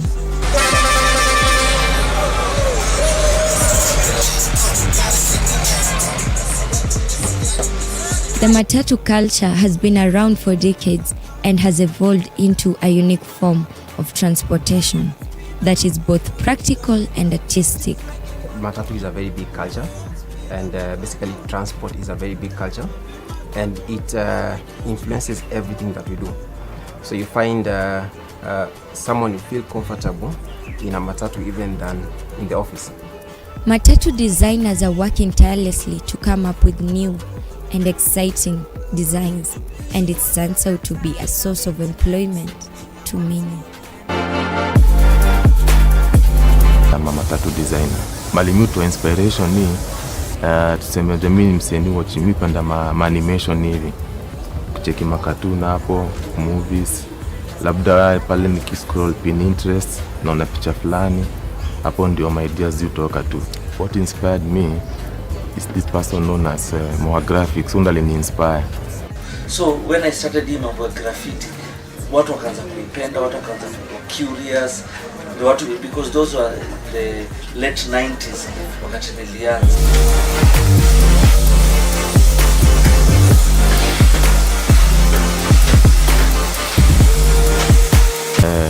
Client akileta gari, kwanza unaangalia gari kama iko na dent. Kama iko na dent, kitu ya kwanza ni kutoa hiyo dent itoke, alafu unataka umsi anasugua hiyo kitu yote tunaona kisugua stuff. Huo ndio mtu anakuja anatoa dent, anapaka hiyo filler, anasugua ina line. Kuna msi wa pili wa preparation sasa, anakuja na primer na spot putty, yanashughulikia na kwa yani neat yote. Alafu from there ndio sasa kuna mtu wa rangi anapiga hiyo undercoat white. Alafu mtu kama wa kuchora na kuja na apply picha zangu hapo, na chora nini, nikishamaliza sasa inapigwa main color, alafu na clear coat. Matatu yenyewe it's a handful. Kukuwa na matatu si kazi rahisi, because matatu inataka focus, maintenance mzuri, management mzuri. But matatu sasa ni wewe, how much you want to spend and what's your vision, kitu unataka, because kitu unataka wewe ndio itadetermine the price you are going to pay. But a normal matatu kama Nissan unaweza spend like 150,000. Hiyo ni kupiga rangi na kuchora na maybe small modifications nje. Ukikuja ndani tena kuna like 150-200,000. Ikuja kwa music as a like 300, ina depend na wewe. Kuna Nissan fulani ya Mombasa tumetengeza tu juzi. Wale hiyo gari kimchezo tu ilikula 700,000 na mwenye alinunua gari 400,000. So kuna the type of equipment that you use. The same way, not all vehicles can be the same price. You'll find one amplifier goes for 10,000, another amplifier goes for 250,000, and there are even others that are more even expensive. But definitely, as an installer,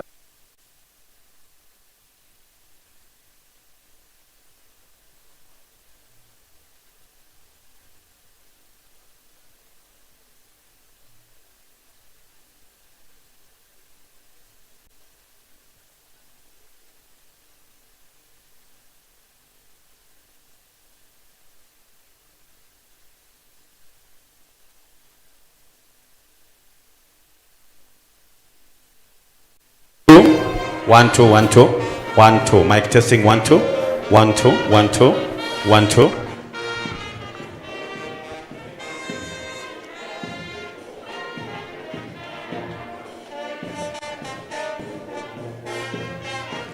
Naam, tutawasihi tusimame kwa heshima ya mahafala wetu katika ile gwaride ya kitaaluma. Vijana wetu wameongozwa na msajili wetu mkuu akiwa ni Bwana Godfrey Kareithi. The graduates class of 2024, the Kenya Institute of Mass Communication Eldoret campus. Tunawakaribisha sana. Tuwapigie makofi tafadhali. Tuwapigie makofi wa vijana wetu. Makofi kwao tafadhali.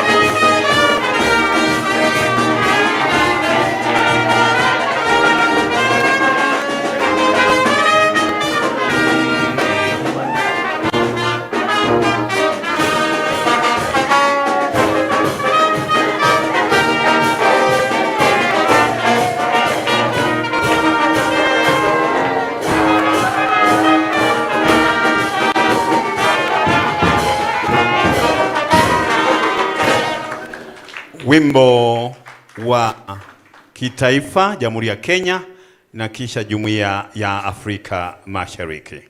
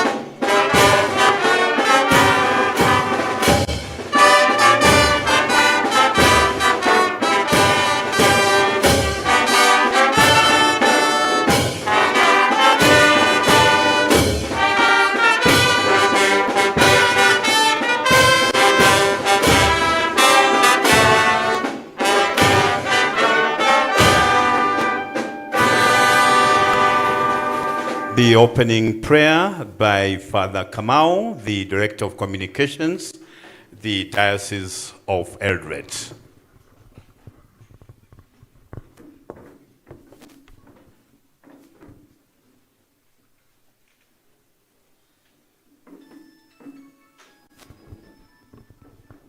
In the name of the Father, the Son, and the Holy Spirit. Creator of all that is, bless and approve our offering here today, the certificates and degrees that we earned as proof of our deep questing, the fruits of our long academic, physical, and spiritual labors in the days, months, and years ahead. Grant that we may come to know more clearly the purpose that our labors, our learning, our certificates, diplomas will play in your divine plan, to your greater glory. May our boats be filled with overflowing. We ask this through Christ the Lord. Say amen. Amen. Thank you. Now, Chief Guests, kindly allow me to call upon, as we keep standing, tafadhali, kindly allow me to call upon the Director, CEO of the Kenya Institute of Mass Communication to come and constitute this congregation officially. Karibu sana.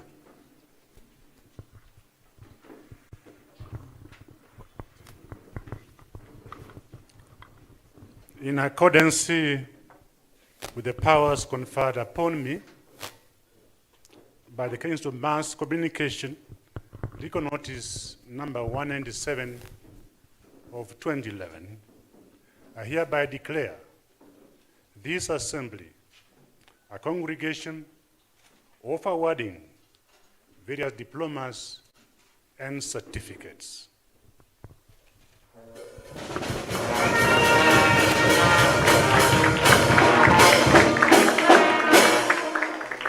Shall we be seated?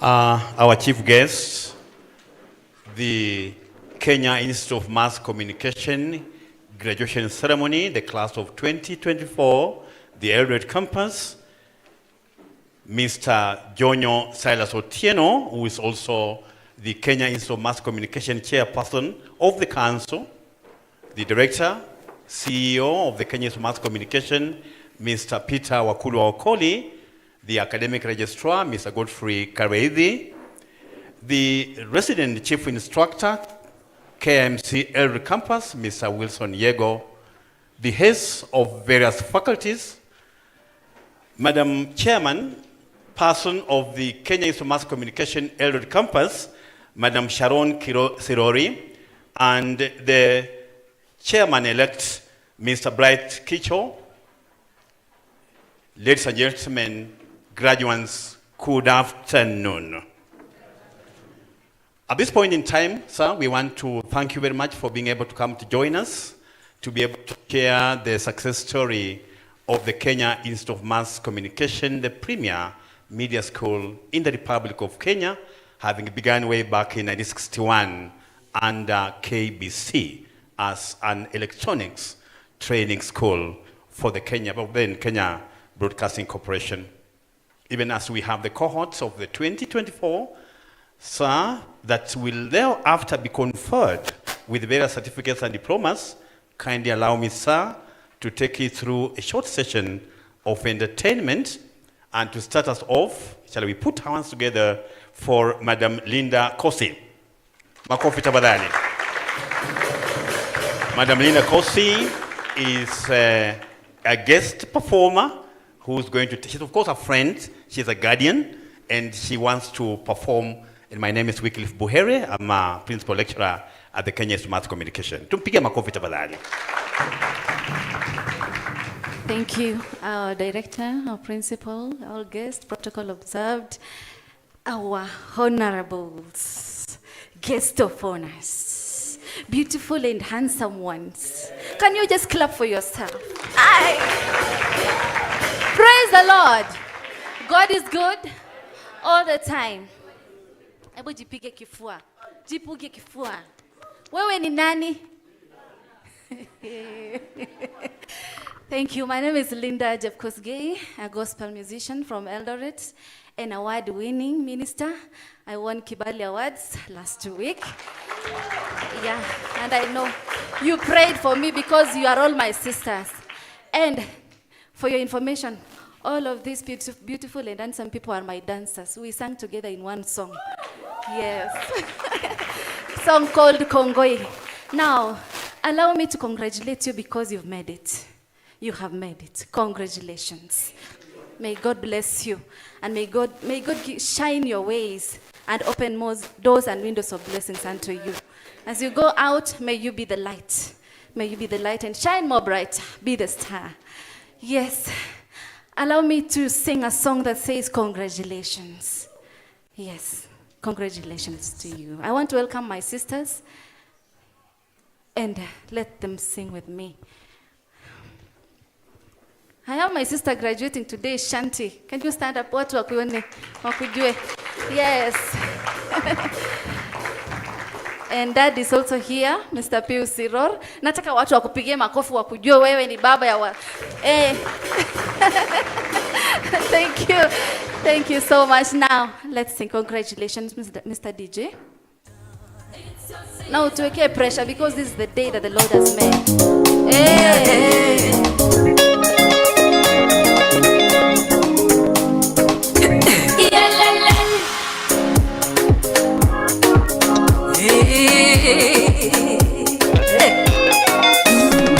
Congratulations, it's your season. Hey.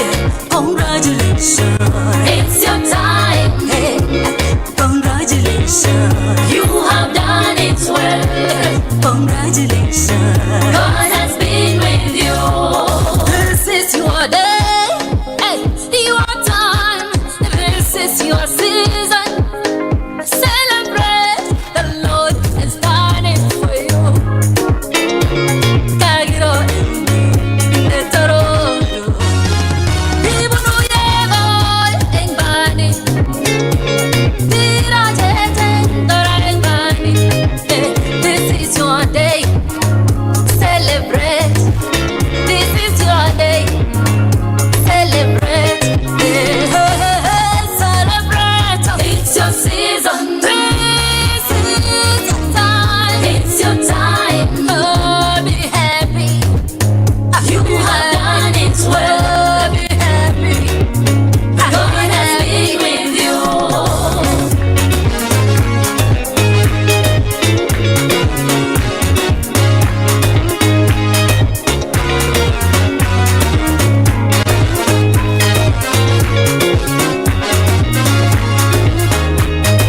Gongoi, gongoi, gongoi, we Jesu, gongoi. Gongoi, gongoi, gongoi, en Jesu, gongoi. Gongoi, gongoi, gongoi, Jehovah, gongoi. Gongoi, gongoi, gongoi, en Jesu, gongoi. Gongoi, gongoi, gongoi, Giptaya, gongoi. Gongoi, gongoi, gongoi, en Jesu, gongoi. Gongoi, gongoi, gongoi, Jehovah, gongoi. Gongoi, gongoi, gongoi, en Jesu, gongoi. Gongoi, gongoi, hey gongoi, gongoi, len boy say gongoi, tamna jeso, gongoi, len merande, gongoi, tamna lago, gongoi, moe ganise, gongoi, gongoi jeso, gongoi, gongoi, gongoi baba, hey gongoi, gongoi jeso,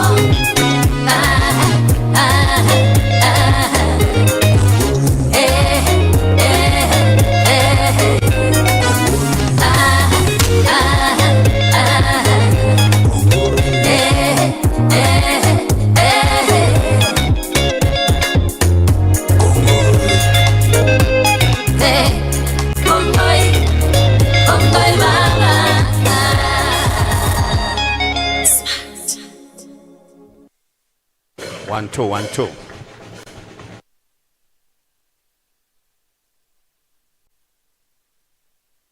Tumpige makofi tafadhali.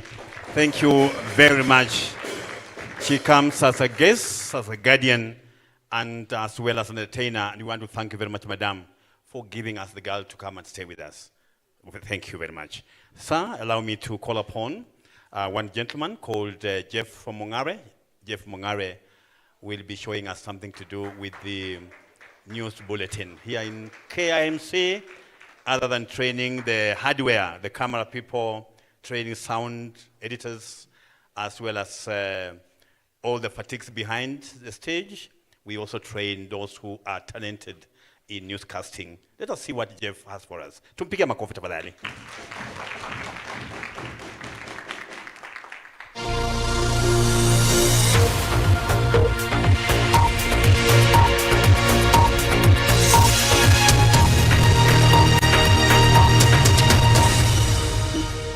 Nikijaribu kutazama klabu ya kronomita yangu inaniambia zimekatika dakika 56 juu ya saa 5 za Afrika Mashariki. Hujambo na karibu kwa habari za KMC tawi la Eldoret, idhaa inayozidi kuimarika kwa kasi, yenye watangazaji wenye haiba ya hali ya juu.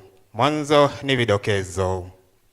Vifungwa mimba wa stashahada ni miongoni mwa wale wanaovishwa taji leo. Wanagenzi wapeana heko kwa uongozi shupavu. Na michezoni, safiri nami ni kujuze matokeo na hata matarajio. Mie ni Jeff Mungare. Safari ya elimu ni mojawapo ya safari za maisha ya mwanadamu inayohitaji msafiri awe dereva. Ni safari yenye panda shuka nyingi, changamoto belele zinaweza kumfanya dereva kuyumba. Mbele yetu ni wanafunzi walioanza safari hii miaka 4 iliyopita, huku baadhi yao wakianza safari hii mwaka jana, na leo hii wanatudhihirishia dhahiri shahiri kuwa tuweni makini tunapomlisha kuku, maana siku ya kumjinja ndio atakaye kuwa kitoweo, kwani kuimarika kwao kumewezesha kufanya maamuzi mema. Hongera maafali wetu. Tukisonga mbele ni kuwa shukrani zisizo na kifani zimemiminiwa kwa uongozi dhabiti kwa kuhakikisha mandhari mema ya masomo, uwepo wa wifi ambao umerahisisha kudurusu na kubobea nyanjani, kwa kuwapa imafaima liwalo na liwe kila mmoja atafaulu katika 50 zetu. Hongera Mwalimu Yego, hongera viongozi kwa ujumla. Na basi tukizama nyanjani, tukianza na humu shuleni, wachezaji wanazidi kujituma kwa kufanya mazoezi katika kila sekta mbalimbali na hata kuwa na michuano ya kirafiki, huku wachezaji wa soka wakiomba vifaa vya mazoezi. Kikosi hicho chake nahodha Kevin Odongo kimeahidi matokeo mema mwakani. Ugaibuni, vijana wake Mikel Arteta almaarufu Arsenal waliweza kupata ushindi wa mabao 2 dhidi ya the Red Devils, huku Liverpool ikitoka sare mabao 3 dhidi ya Newcastle. Na basi kabla nitoke kwenye michezo, falsafa ya siku inakuja: je, mbona mkwaju wa penalti haujaifungwa kwa kutumia kichwa? Je, mbona mkwaju wa penalti haujaifungwa kwa kutumia kichwa? Hebu niseme hivi, mtazamaji hapo ulipoketi, hebu vuta kumbukumbu. Fanya maamuzi sahihi, mbele kweupe kuna mwanga. Ifanye jana ya jana yake ikuletee leo na kesho njema. Lakini hata hivyo usisahau kwamba usimnyoshe mwenzako kidole, manake unamnyoshia kimoja, vitatu unajinyoshea. Unamnyoshia mwenzako kidole, unamnyoshia kimoja, vitatu unajinyoshea. Niite Jeff Mungare, lakini ukiwa na wakati niite Matiang'i Junior. Hadi wakati mwingine, sauti utazidi kuisikia hewani. Shukran.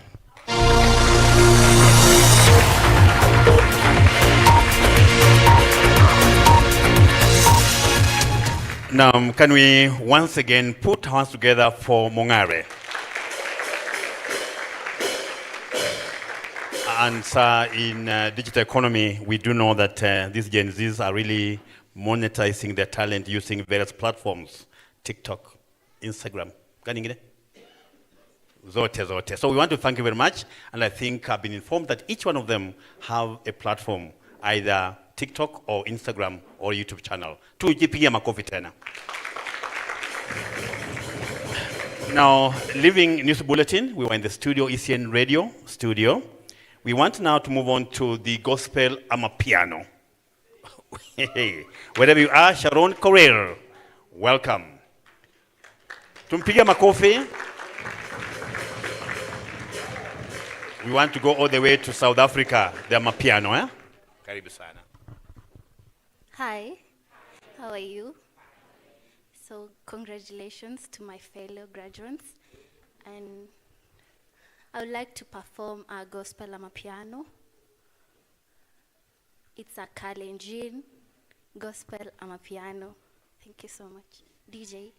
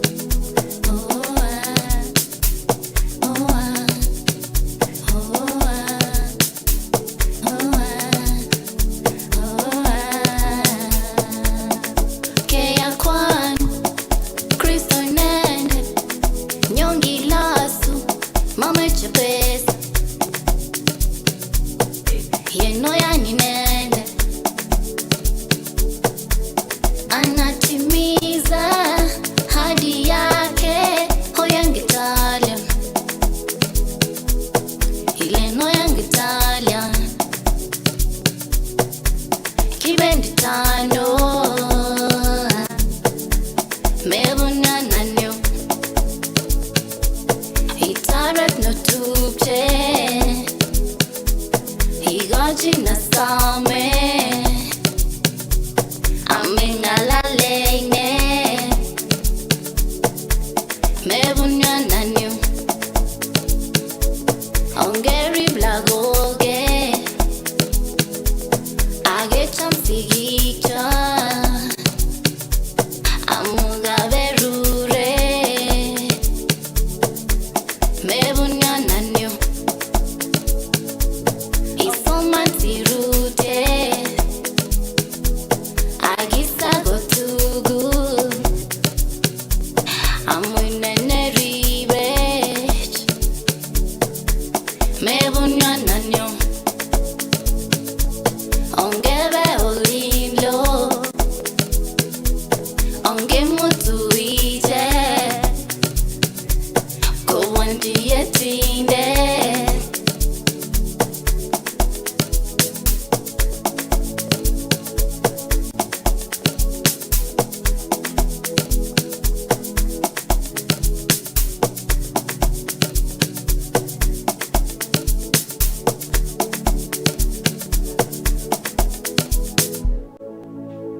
Mi usisye tingonyunigi Vetage mai wenda tinaya Ngete nende timan Kotago miga sarta Mi usisye tingonyunigi Vetage mai wenda tinaya Ngete nende timan Kotago miga sartan Kea kwan Kristo nende Nyongi lasu Mama chapesa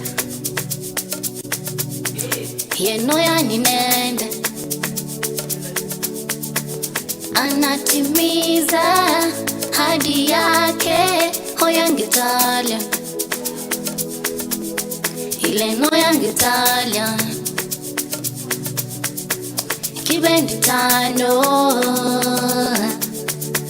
Mebunya nanyo Itaret no tupche Higaji na same Amingalalene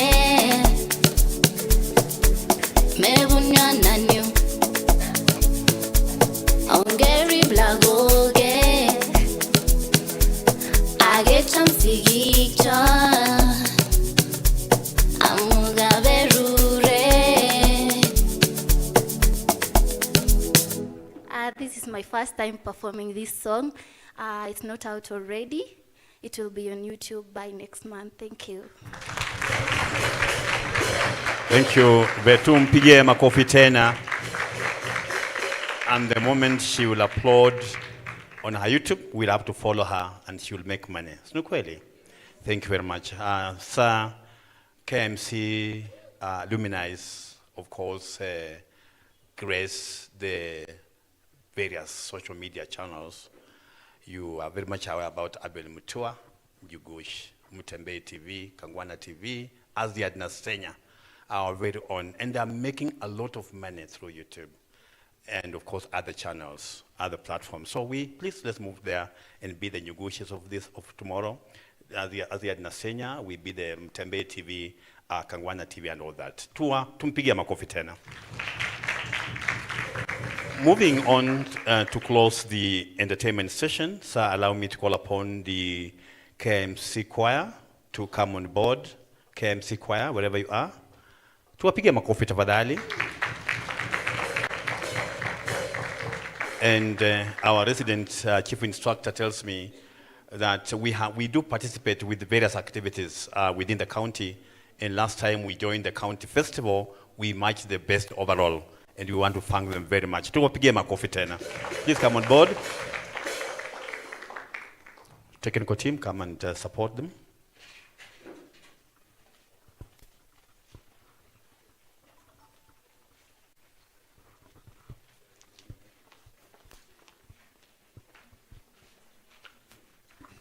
Tuwapigie makofi tena. These are continuing class, and next year they will be like you, graduating. Tuwapigie makofi tena.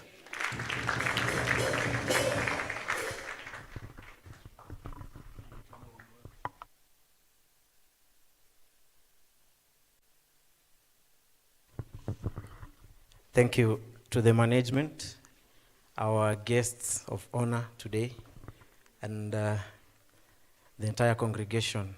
How are you? Yeah, this is a small entertainment we prepared to grace the moment for our graduates. We hope you enjoy. Thank you.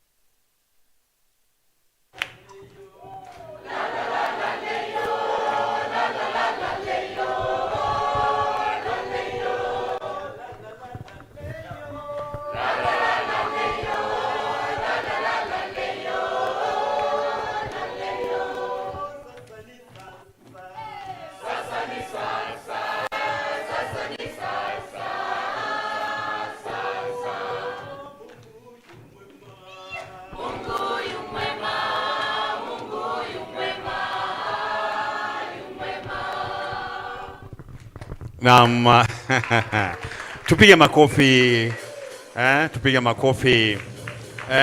The trainer Mr. Josephat Nabwani ambaye ni mmoja wa walimu wetu na composed by none other than Mr. Wilson Yego, the song about KMC roaring to the greatest heights.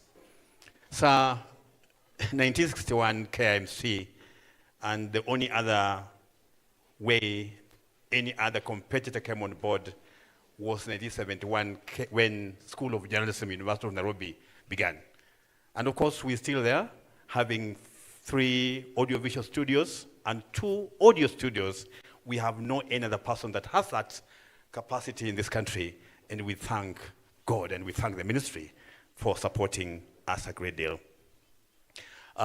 Moving on, sir, we've been able to do the in-tray for entertainment, and at this point in time, sir, you'd allow me graciously to invite our CEO, who is also our director, Mr. Peter Wakulu Okoli, to make his remarks and lead us through the next session. Tumpigie makofi, Bwana CEO.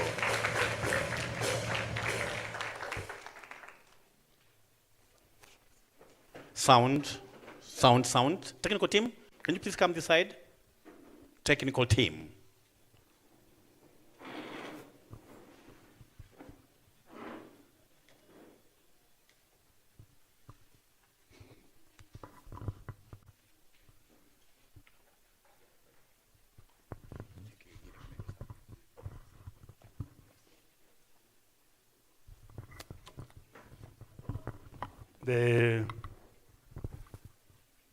Our chief guest, the Principal Secretary, State Department for Broadcasting and Telecommunication, represented by the Chairperson of KMC Council, Silas Jonyo, the KMC Council members present today to grace this occasion, the members of the faculty, our great parents and guardians who've supported these students graduating today, our friends from the media industry, our invited stakeholders, our spiritual supporter from the Archdiocese of Eldoret, our esteemed graduates who are our celebrities today.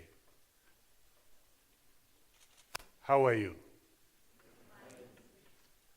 Before I make my remarks, it's my singular privilege to invite the chairperson in charge of training mandate for the Institute in both campuses for Nairobi and Eldoret to make her remarks first.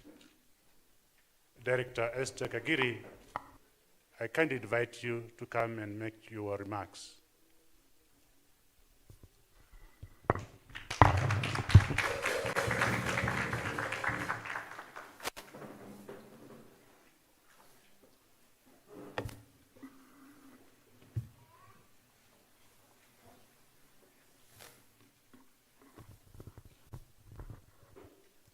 Good morning. No, good afternoon. Good afternoon again. My name is Esther Kagiri. I serve on the Council of KMC, and I'm the chair of the training committee. And I will go on to my remarks. Our amazing chair, Mr. Silas Jonyo, our outstanding committee members, that would be Honorable John Kero and Major Kizito, the fantastic training committee, inueni mkono waone siko peke yangu, our committed director, Dr. Wakoli, the driven Mr. Wilson Yego, the head of Eldoret campus, all HODs and KMC staff that ensure our comfort, our parents, relatives, and friends. And finally, to our stars of this show, the graduating class of 2024, good afternoon. Good afternoon. Today we are gathered here not just to celebrate your achievements, but to recognize the potential that lies within each one of you as you embark on this new journey. When I look at this vibrant audience, I see a group of individuals who have worked tirelessly to reach this moment. You have faced challenges, you have embraced opportunities, and you have grown in ways that you may not even recognize on this particular day. Each late night study session, each group project, and each moment of self-doubt has contributed to the incredible individuals you are today. Remember, graduation is not an end. It is a beginning. It is the launchpad for your dreams, your ambitions, and your aspirations.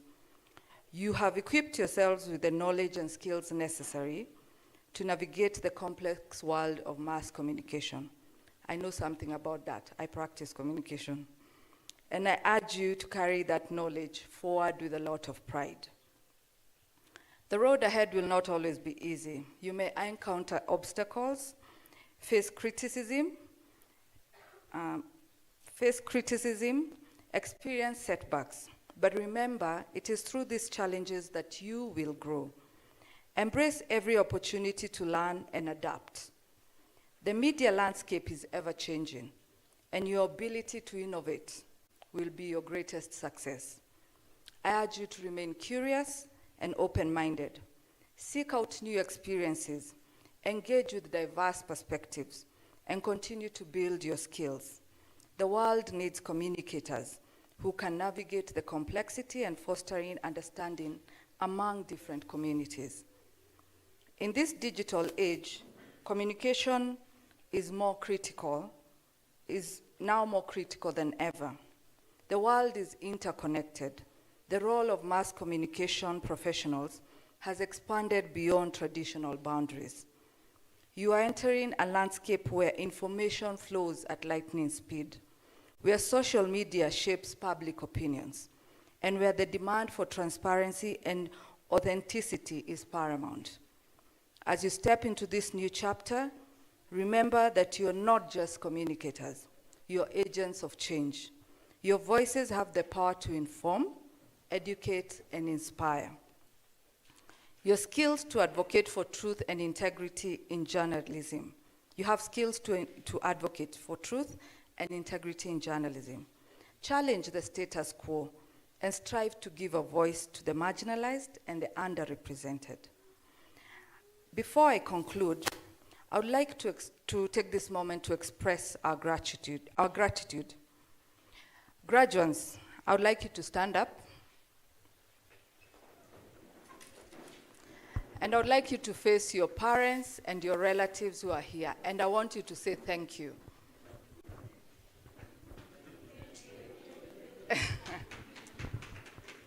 Say thank you again. Thank you. Great. You can have your seats. Thank you, parents, relatives, friends, husbands, spouses, you name it. Anybody who's here, on behalf of this graduating class, I say thank you. Thank you for you have endured the financial dynamics that come with putting somebody through school. Thank you for you have supported them, even when they said they want to go and study journalism and it did not make sense to you. Thank you for that, and may God bless the work of your hands. I would like also to say thank you to the council, the faculty and staff of KMC. Thank you for your unwavering commitment to nurturing and guiding our students. Your passion for teaching and education to excellence have been instrumental in shaping the future of these graduates. My special thanks goes to Mr. Wilson Yego, the head of the Eldoret campus. Your determination and excellence is evident, even in the standard of this event. The joy of parents and students alike is fantastic. Yesterday we had a moment to interact with some of the students, and one of the things that stuck with me is how grateful or how happy they are to be here. Even with the limited resources that this campus has, they are happy to be here. And for me, that speaks to the kind of leadership you have. So thank you, Mr. Ego.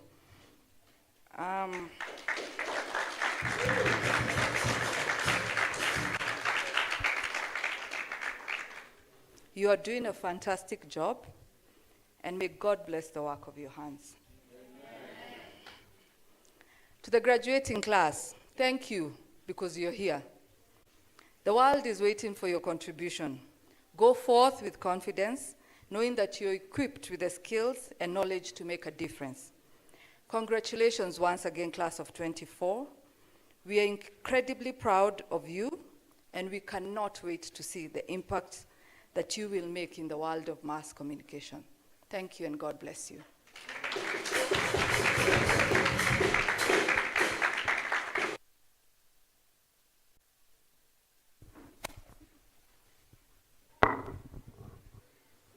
Tupige makofi tafadhali. Asanteni.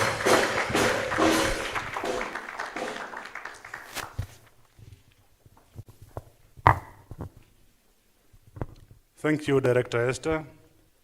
Her committee is responsible for driving standards, quality, and the content for what we navigate and midwife our students through their stay here, whether it's a year, 2 years, 3 years, or another short defined period. When you note that our students are able to perform, is because they've been able to ensure that our content remains 60% practical and only 40% theory.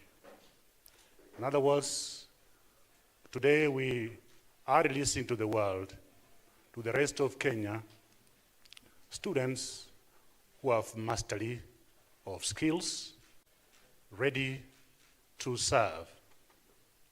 Sio kubahatisha.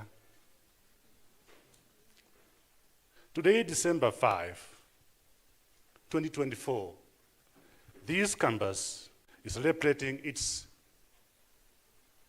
4th cohort birthday. Over the last 4 years, graduates from this campus have continued to demonstrate and claim their space. They have seamlessly blended with others when they enroll for higher qualifications on this campus or from the Nairobi campus. It is a demonstration of determination the students will receive and prepare from this campus. Our chief guest, ladies and gentlemen, as you are aware, over the last 4 years, we have witnessed remarkable growth in student enrollment in this campus. This is a demonstration of trust and confidence that students, parents, and stakeholders place in our institution. It is also a reflection of increasing recognition of how important media and communication has become in shaping the agenda in our society, as communicated through the remarks of Director Esther in charge of training committee. Today we welcome 31 students into the Kimc family of professional achievers. We are alive to the fact that we're just not growing in numbers, but also we are growing our capacity to offer diverse and very rich programs. We continue to introduce new specializations to enhance student support systems. We continue to ensure that every student who goes through our training programs on this campus, as is the case also for the Nairobi campus, has sufficient opportunity to excel.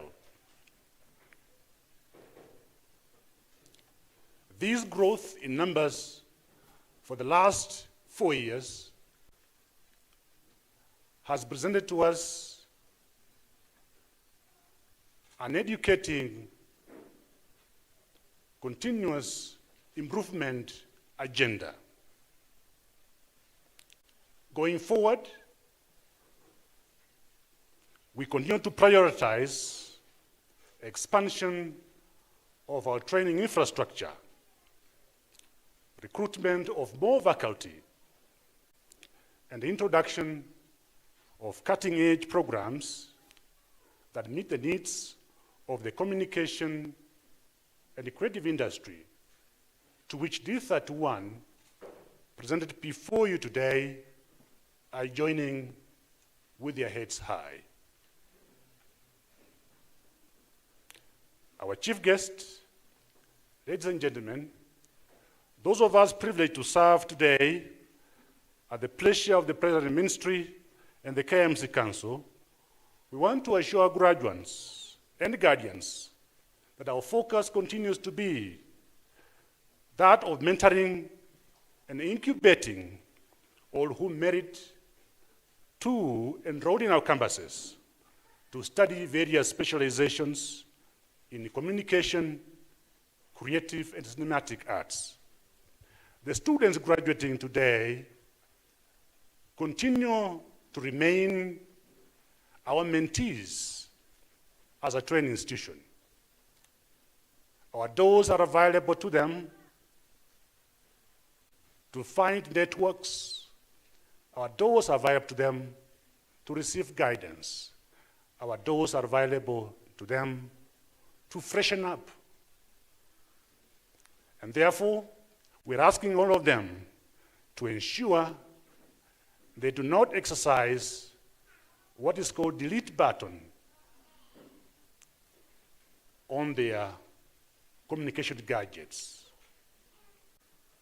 Ensure that you remain in touch with your faculty and ourselves. We hold your hand until you become independent professionally, and when you do, we release you. But with one moral obligation: find another person from your campus and also hold their hand until they succeed. As an institution, we recognize opportunities available in the space of content creation for our graduates. Leveraging on the KMC Council approval on collaborations and partnerships, we shall be activating a number of collaborations shortly to ring-fence and secure placements, internships, attachments, and knowledge-sharing initiatives. But more importantly also, secure spaces for co-productions of our graduates and talent entrepreneurship opportunities, so that these can be a platform to enable them have seamless access to the industry. We consider all of you graduating today as creative talents. Our long-term intention as an institution is twofold. First and foremost is to convert all of you into content creators for various platforms and audience while still on campus. I'm happy to note that some of you are already alive on various platforms, beginning to set foot on how to contribute to the rest of the country. The second intention we have as an institution is to guide all of you on how to pitch and enterprise your creative competencies. The skill you have received and the qualifications you receive today is like a grenade. You know a grenade? The story is told of a person who was a trainee in the military. They were being shown on how to detonate a grenade. The instructor instructed, you pull a string and release it to an enemy, then you run. Many years passed on, the instructor was recalled by the maker, but a few years later, the trainee joined the maker. The trainer asked the trainee, what happened? Why are you here? The trainee said, I followed your instructions. I was surrounded by enemies. I pulled the string in the grenade. The enemies ran away, and I returned the grenade into my pocket.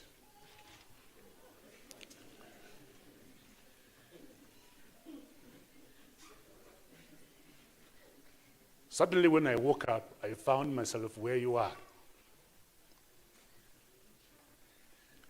The diploma you received today, the certificate you received today is a grenade. We're not asking you to go and keep it on a hanger in your house or a parent's house.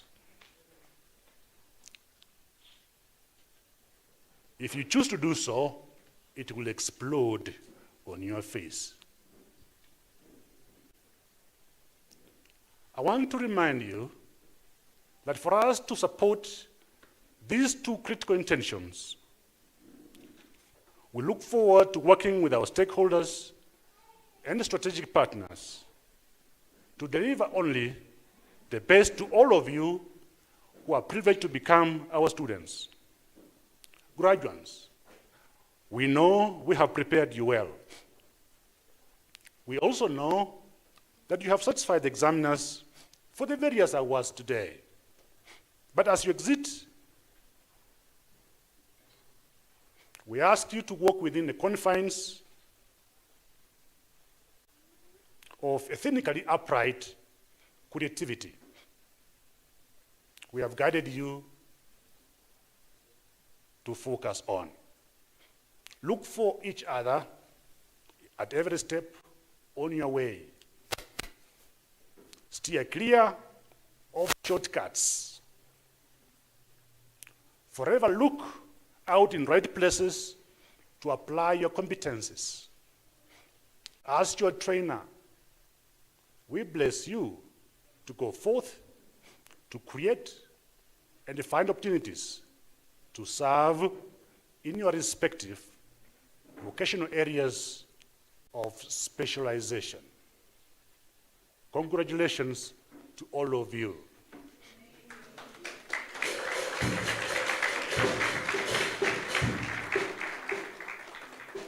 Ladies and gentlemen, it is a singular honor and a privilege to invite our chief guest, representing our principal secretary, who is also the chairperson of KMC Council, Silas Jonyo, to make his remarks, encourage us, and bless us so that each of these young people graduating today will find momentous opportunities to serve. Thank you. Karim.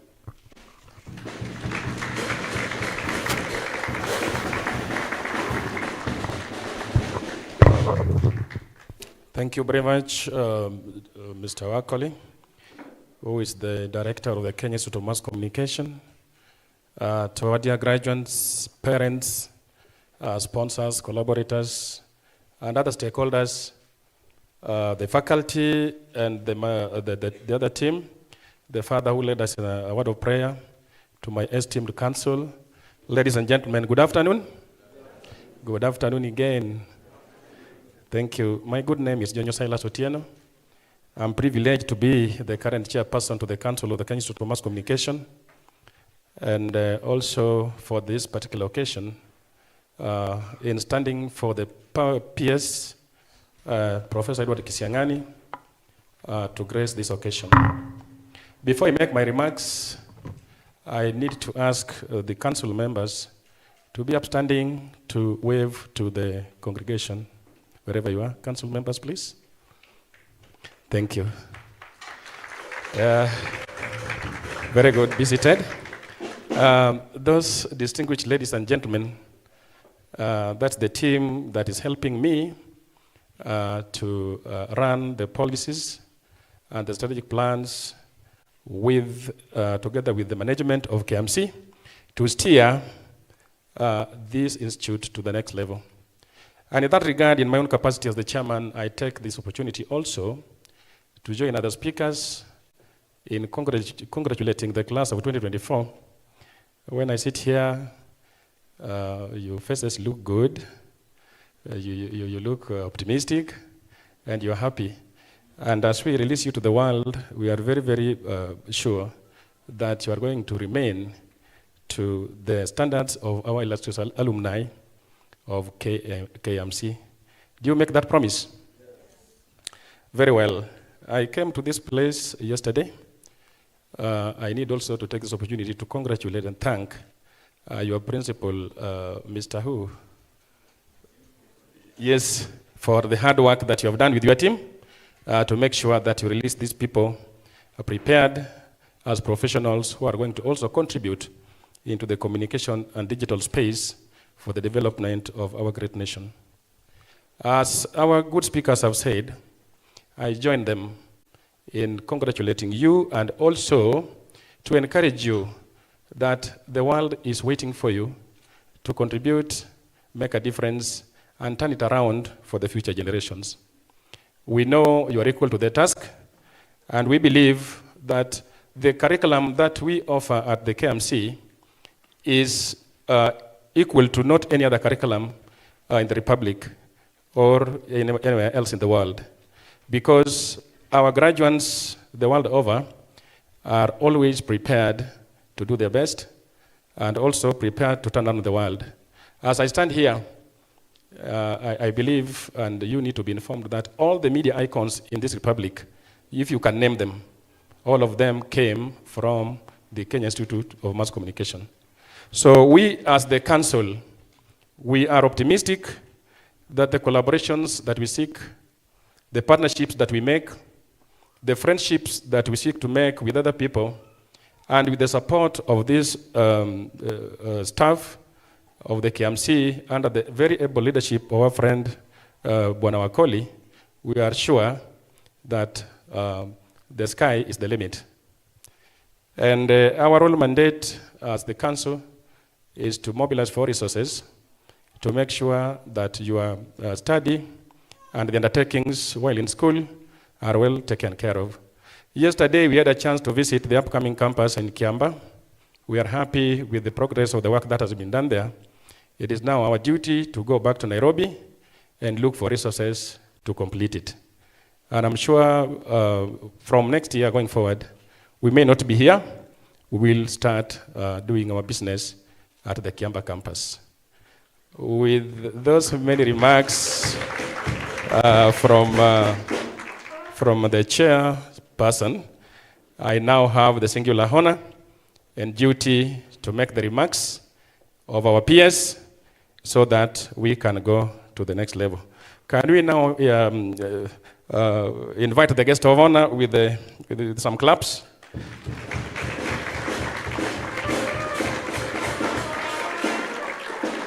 Very well. Thank you. Now to the council members, esteemed faculty and staff, distinguished graduates, families, friends, ladies and gentlemen, good afternoon. Allow me to extend my warmest welcome to each and every one of you on this momentous occasion, the graduation ceremony of the Kenya Institute of Mass Communication, Eldoret campus. It is with immense pride and a deep sense of accomplishment that I address you today, reflecting on the operationalization and achievements of KMC Eldoret campus, a testament to our shared commitment to education, innovation, and empowerment of the youth. The journey of this remarkable institution began in 2019, when the national government approved the establishment of KMC Eldoret campus. And this marked a pivotal milestone in decentralizing the Kenya Institute of Mass Communication training mandate in media performance and creative arts.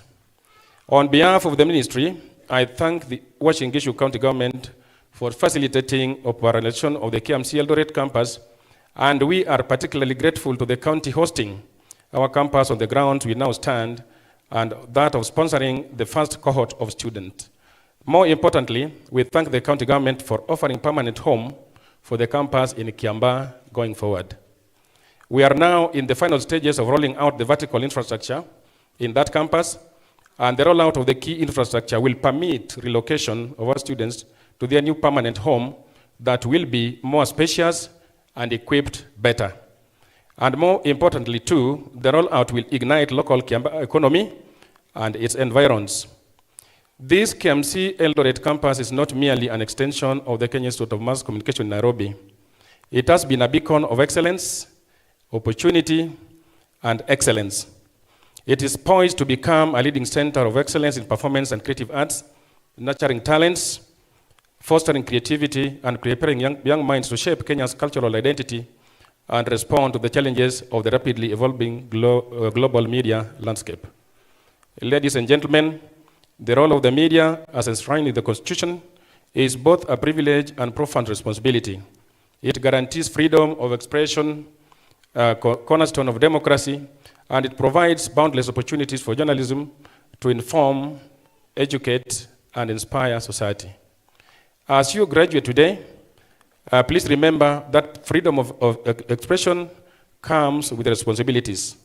And as professionals, the freedom to communicate using learned skills require that you all times remember that misinformation and disinformation are new frontiers of falsehoods that threaten the foundation upon which journalism is built.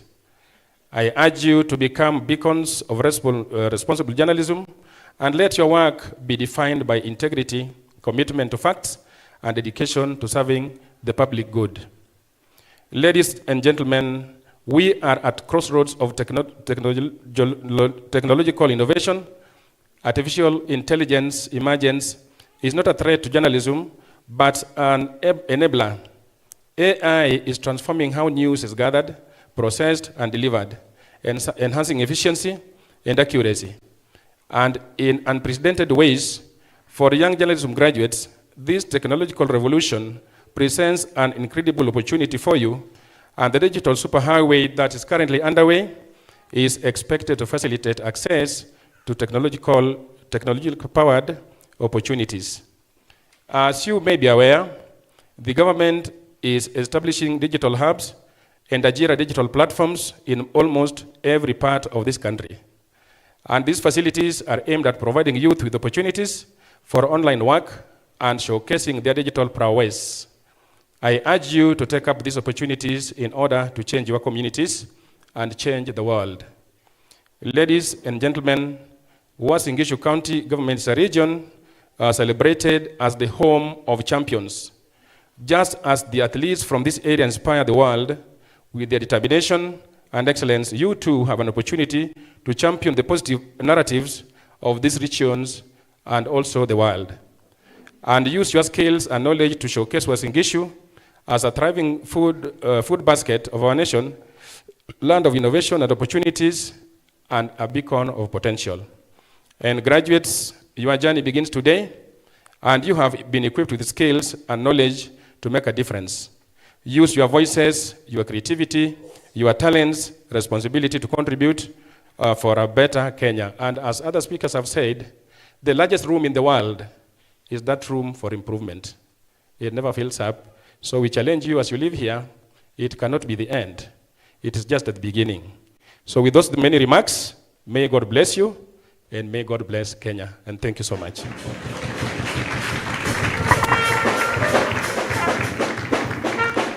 Now, shall we put our hands together again for our chief guest, Makofi tafadhali.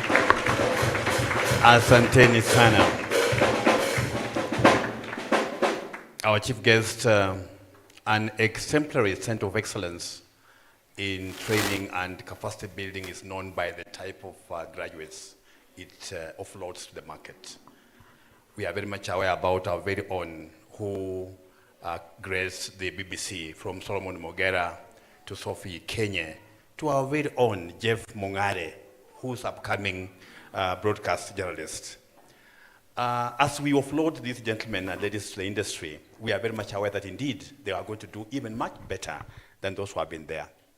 And of course, they're fully well trained and have satisfied the Board of Examiners, as our CEO said. And allow me, sir, to call upon the academic registrar, Mr. Godfrey Karethi, to come on over, make remarks, and call upon our resident chief instructor to call upon the names of those who were fully trained and certify the Board of Examiners for your further conferment of certificates and diplomas. Tupige makofi tafadhali.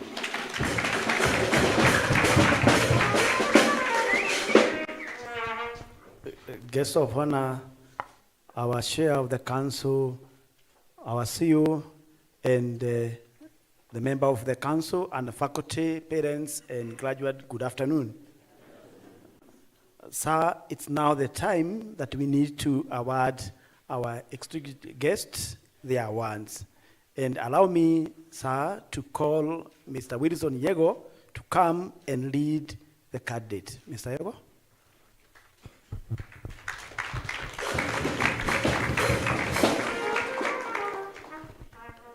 Guests of honor, during the academic year 2023-2024, the following 27 candidates were fully examined and satisfied the Board of Examiners, the Academic Board, and the Council for the award of certificate in film production. Charo Christine Kache.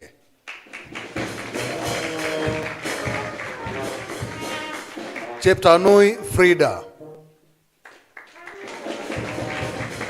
Karungaru Ian Kimaru. Katamu Keith Juma.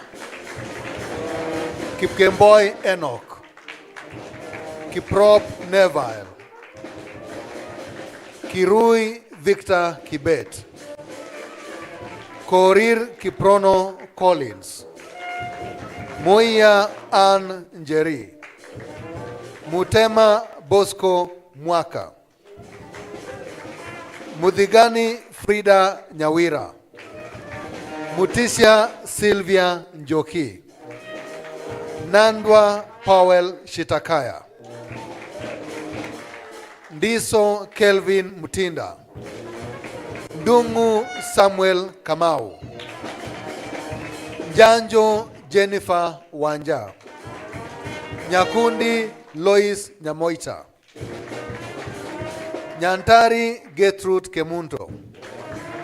Omondi Griffin. Otieno Lina Margaret. Peggy Almasi. Sum Victor Kiplagat.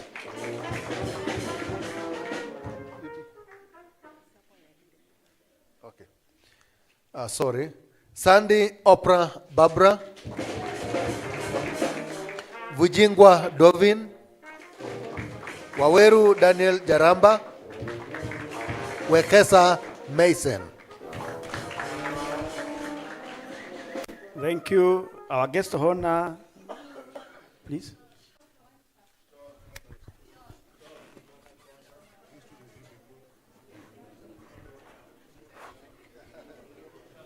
Sorry, I might have jumped one. Kialo Sean Mudoka. Sorry for that. It is not less important. Guest of honor, sir. Thank you. Acting under the powers conferred by the Kenya Institute of Mass Communication, legal notice number 197 of 2011, and having satisfied the requirements approved by the Board of Examiners, the Academic Board, and the Institute Council, on behalf of the Institute, I hereby award the named persons the certificate in film production and give them the power to read and to do all that appertains to this award. Congratulations.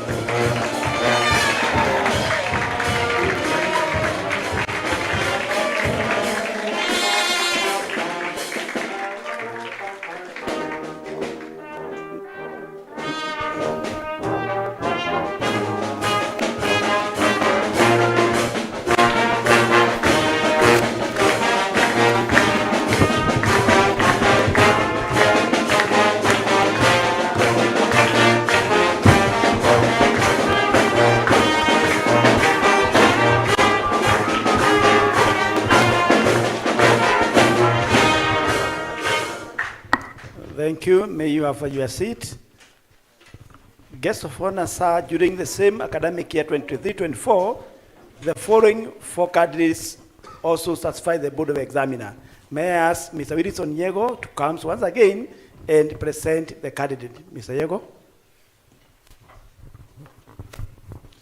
Guests of honor, during the academic year 2023-2024, the following 4 candidates were fully examined and satisfied the Board of Examiners, the Academic Board, and the Council for the award of Diploma in Film Production. Jelimo Gloria. Jerono Eunice. Siror Sharon Jepkorir. Suba Ethan Umurungi.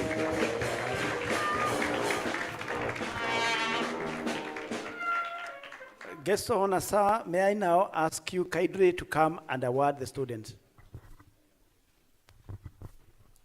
Acting under the powers conferred by the Kenya Institute of Mass Communication, legal notice number 197 of 2011, and having satisfied the requirements approved by the Board of the Examiners, the Academic Board, and the Institute Council, on behalf of the Institute, I hereby award the named persons the diploma in film production and give them the power to read and do all that pertains to this award. Congratulations.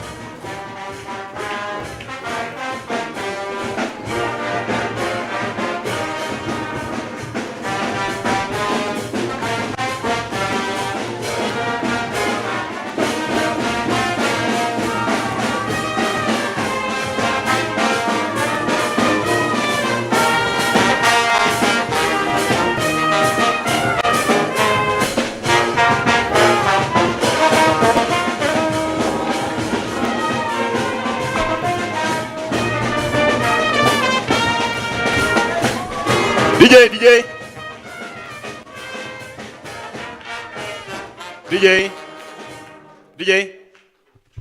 Under the powers conferred by the Kenya Institute of Mass Communication, legal notice number 197 of 2011, and having satisfied the requirements approved by the Board of Examiners, Academic Board, and Council, on behalf of the Institute, I hereby award the named persons the diploma of production and give them the power to read.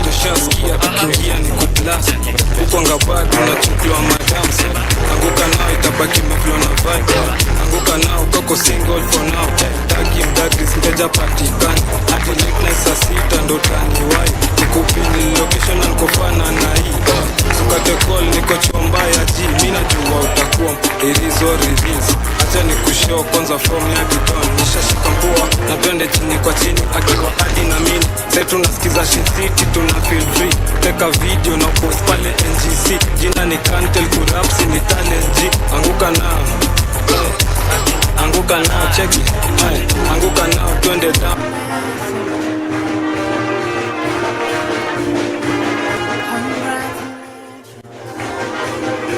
Alright, tuketi chini. Tuketi chini. Tuketi chini.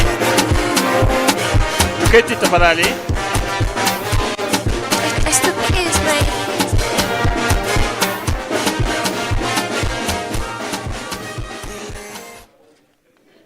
All right, tuketi chini DJ, pay your bills, Nangusha kazi. All right, thank you very much. Asanteni sana. Keep smiling. Can you smile? Just say 66 and you'll have opened all your 32 teeth. 66. Say M-Pesa. M-Pesa. Very good. And you have smiled. All right. Our chief guest, as usual, in every race. Kenyans can go to the Olympics. Watu wanakimbia kila mtu from UK, USA, Japan. But Kenyan will emerge the best. They were the best in the countries, but when they go to Olympics, they will emerge the best out of all the countries that were there, more than 198 countries. The same thing applies here. These gentlemen and ladies were fully examined and satisfied the board of examiners. However, we have 1 or 2 or 3 who exceeded expectations from the examiners. Listen to this. Now, we have the first cohort of the Kenya Institute of Mass Communication Eldoret campus, and in the academic policy and academic requirements, we wish to recognize the team. The following students, sir, are awarded a certificate of recognition as a pioneer diploma class students of KIMC Eldoret campus. These are the alphas, and you record annals of history to have been the pioneer of KIMC Eldoret campus.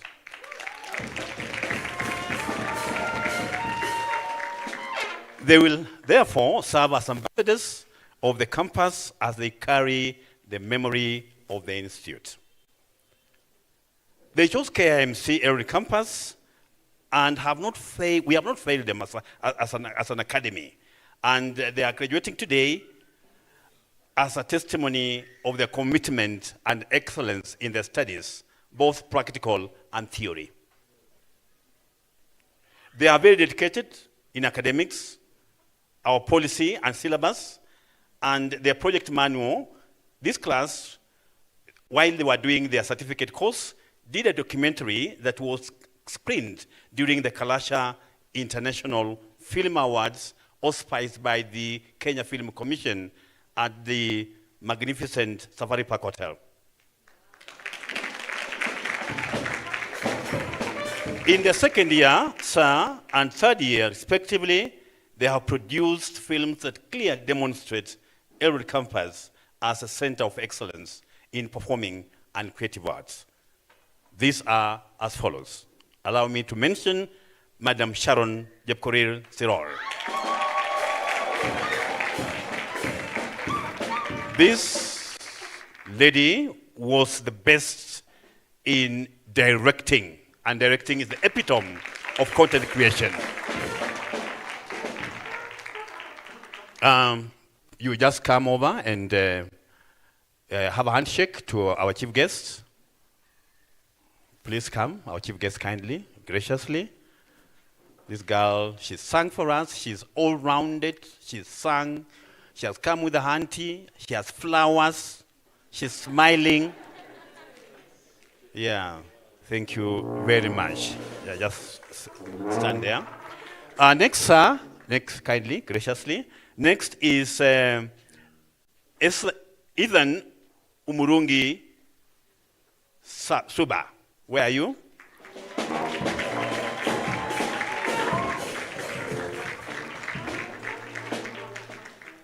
Best in camera, the only man standing in the class of ladies.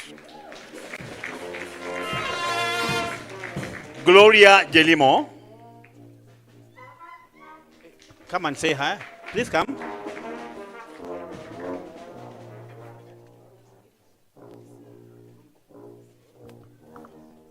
All right. Very handsome. Others will say so.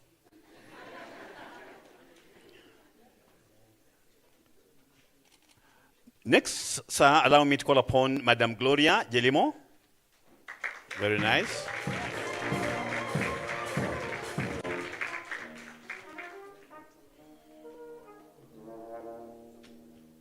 This one was best in script writing. Come and say hello.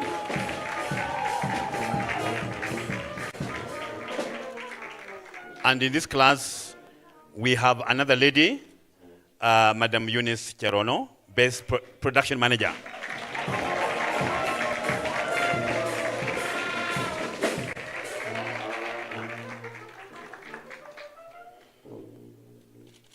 Thank you very much. Kindly allow me just come over and take a photo with them.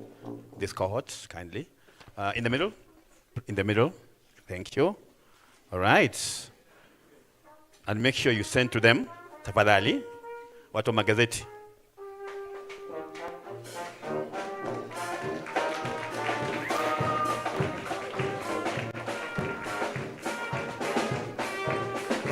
Thank you. Thank you. Now, you can clear and leave the chief guest alone, kindly for now. Now, next, sir, just keep on. Next, sir, we have this lady, I think it's a lady, script writing, best script writer. Almasi is a script writer, a camera lady, and ngoja nimpate maua kwanza. Kuja. Nikikupea maua. Kuja, just come please. Lady, come. She is the best script writer, a camera lady. Let me put her flowers first. She is the best editor and photographer and a go-getter. While on attachments, Gojeni, while on attachments, at the Kenya Film Commission in Nairobi, her supervisor described her as someone wa kujituma, who actually challenged their team with her abilities.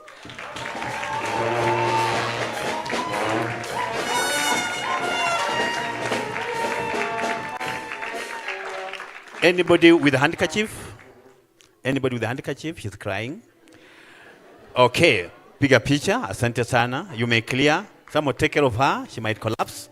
Full of joy. Next, the mother.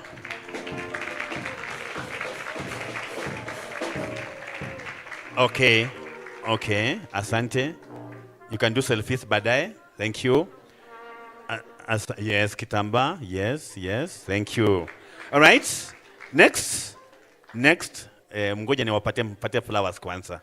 Next, sir, is this gentleman who's very polished photographer and was described by his supervisor at Kenya News Agency, our mother department in the ministry, as the best he has ever heard.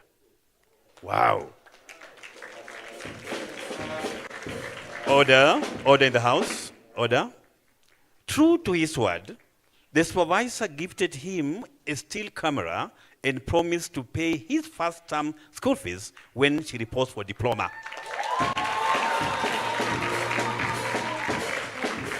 This is none other than Mr. Ian Karungi Kimaru.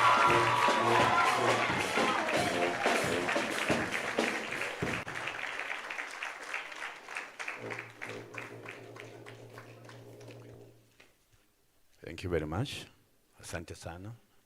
Next, sir, we have this gentleman, not a lady.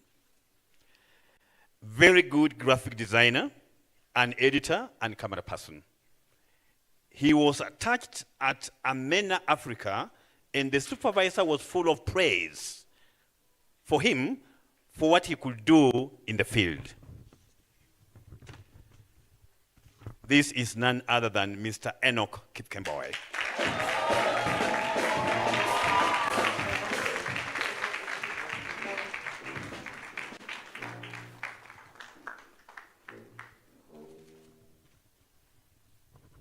Now, this one is the best photographer of the year. People who make money when they're in school. TikTok.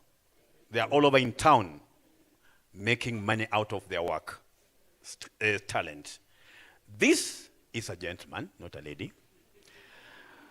He understands camera work very well. He takes good shots, and while on attachment at the county government of Uasin Gishu, UG, he was able to take photographs for His Excellency, the governor. And the quality of the pictures were very good. This prompted the office of the governor to call the campus coordinator in surprise of the work of the student on attachment. See you, Raisi. This is none other than Mr. Daniel Waweru Geramba.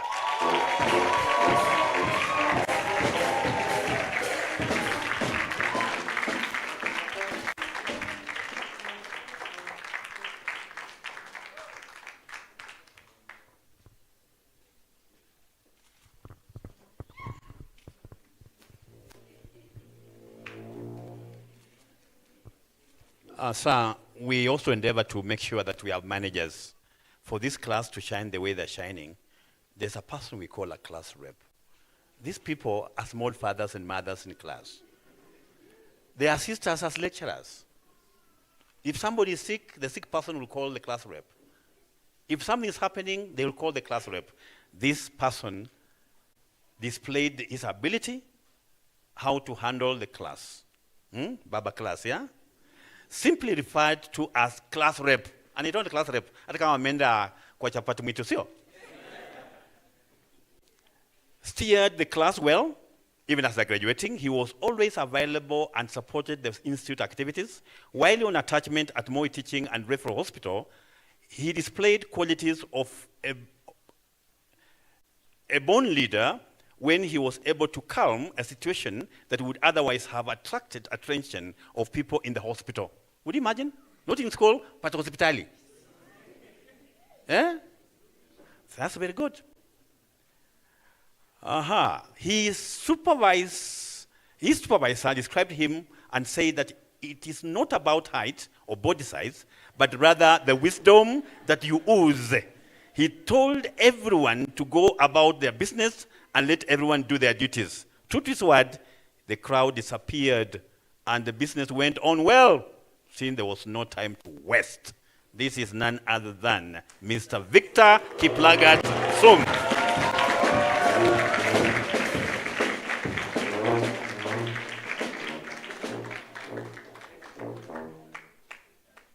Thank you very much. It's very calm. Calming our doctors, nurses at the hospital. And we're in mwanafunzi KMC. Well, see, I see. Now, the next gentleman, we are trying to encourage entrepreneurial skills. We are trying to encourage entrepreneurial skills. And sir, this gentleman is a photographer making money through his photography. Did I say he? It could be a he or she. In camera operation and film editor through the Beyond Purple galleries.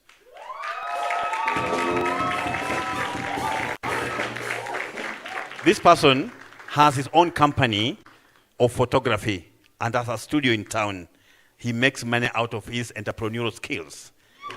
Most sought for photographer, having worked at Banias Square and Timbaxo. You know Timbaxo? Yes, you know it. When he left Timbaxo for Banias, the management of Timber looked for him, and of course, after negotiations, he was taken back to Timber and is working there. This is none other than Mr. Ethan Umurungi Suba. Right, iko jikoni, inakuja. Just say hello. And last but not least, sir, we are in infotainment, we are in entertainment, we are in show business. And most of the students who come to us, whether they want to do camera, sound, editing, some of them have had talent in performing arts in high school. And the girl I want to call upon, even before she came to KMC, she showed her prowess in performing arts at the Kenya National Schools and Colleges Drama and Music Festival.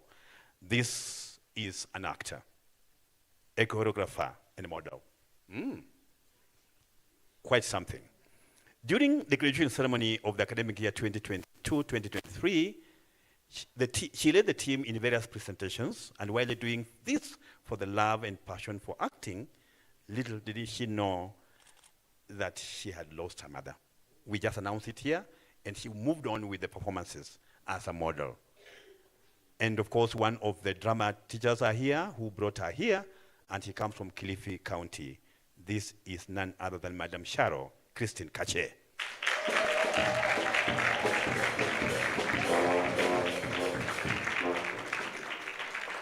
Best Performing Artist of the Year, The Guardian, Mr. Were, are you in the house?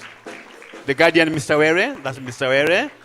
Mr. Were is a manager of performing arts in the coast, and whenever he sees talent, he brings the talent to us, both here and the main campus. Thank you very much, Mr. Were.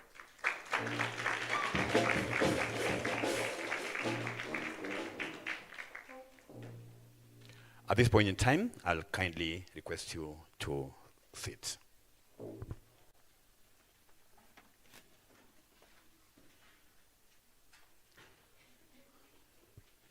we are going to dance.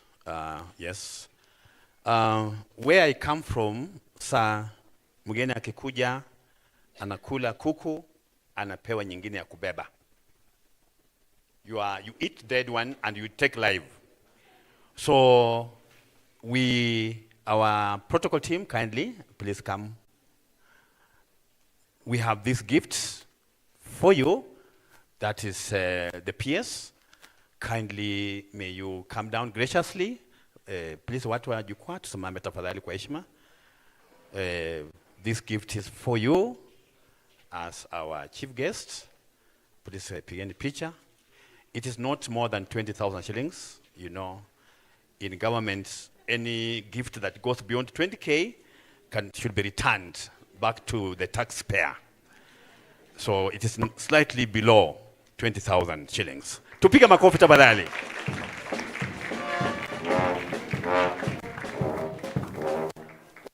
Thank you very much. Tuketi. We are going to dance. Keep your breath. Keep your breath. At this point in time, sir, allow me. Now, all that glitters is gold, but there are people behind everything that looks good. If you see them shining, there are people who are behind that. When you see all these goodies, flora and fauna, there are people behind it. When you see our CEO, Akingara, smile, we are people who keep him to be who he is. When we see you that way, we are people who have kept you to be who you are today. And of course, God, the Almighty. Allow me to call upon our very own Dean of Students, Mr. Paul Kidure, to come on over and pass a vote of thanks for everybody, everything that has made this day to be a success. Tupiga makofi.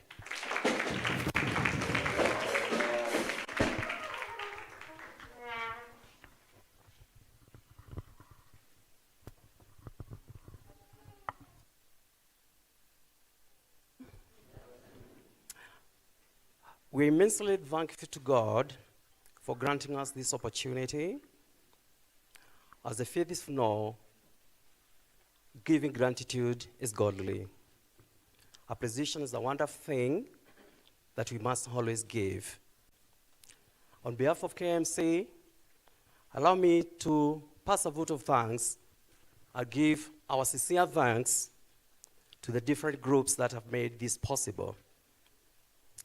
To our guest of honor, Mr. Silas Jonyo, thank you very much for being with us. To the council members, we appreciate the role that you play in this institution. And to our CEO, Mr. Wakoli, thanks for enabling to be here. All the KMC members of staff who are here, and those who are not here, we appreciate you. The parents and guardians, for giving us an opportunity to serve you. And to the graduates, congratulations.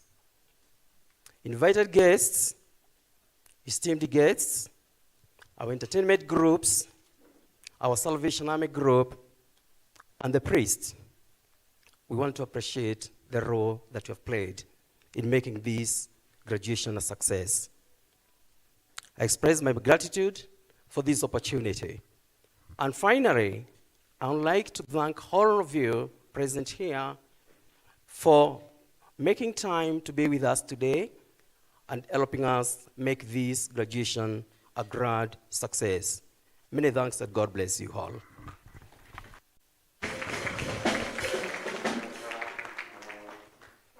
Now, at this point in time, sir, allow me to call upon Father Kamau, the Director of Communications, the Catholic Diocese of Eldoret, to come on over and put us to the closing prayer, and of course wish us journey masses from various counties we have come from, or various locations we have come from. Tumpigia makofi tafadhali.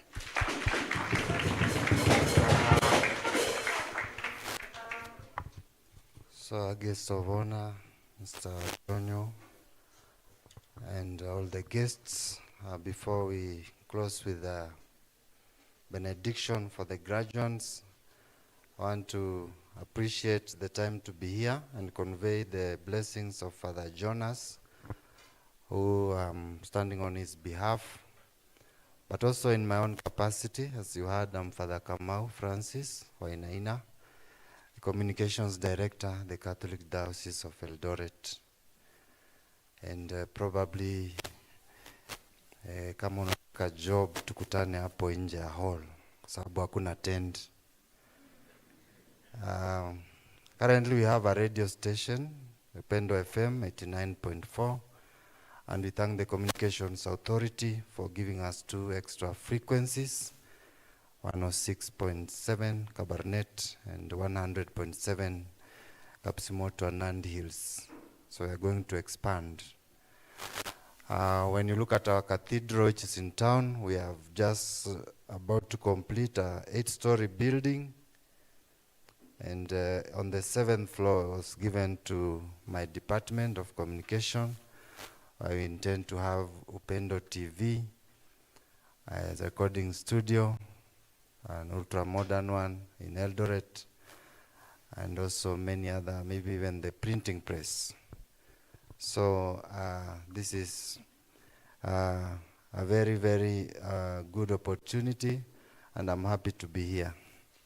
Something else that has made me happy is that the campus in Kiambaa, I grew up in Kiambaa as I studied here at Wareng High School, and that is my village. So I'm very happy that this campus is going to be established there. It's already ongoing, and I'm a very happy person today for that also.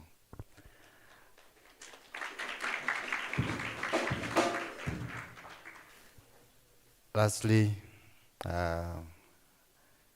you look very optimistic. Before I became a priest, I was a teacher of high school, Kiswahili CRE, graduate from the University of Nairobi, and I remember that day with joy. And you look exactly the same.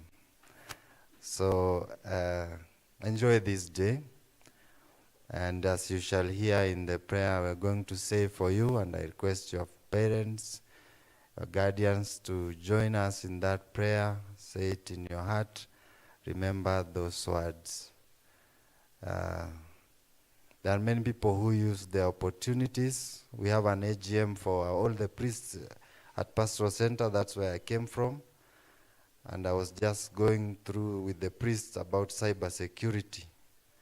Use your qualities, use your talents, use what you have learned here to bring about a positive change in the world. Don't troll people, don't body shame people, don't incite people, don't be a blogger for hire.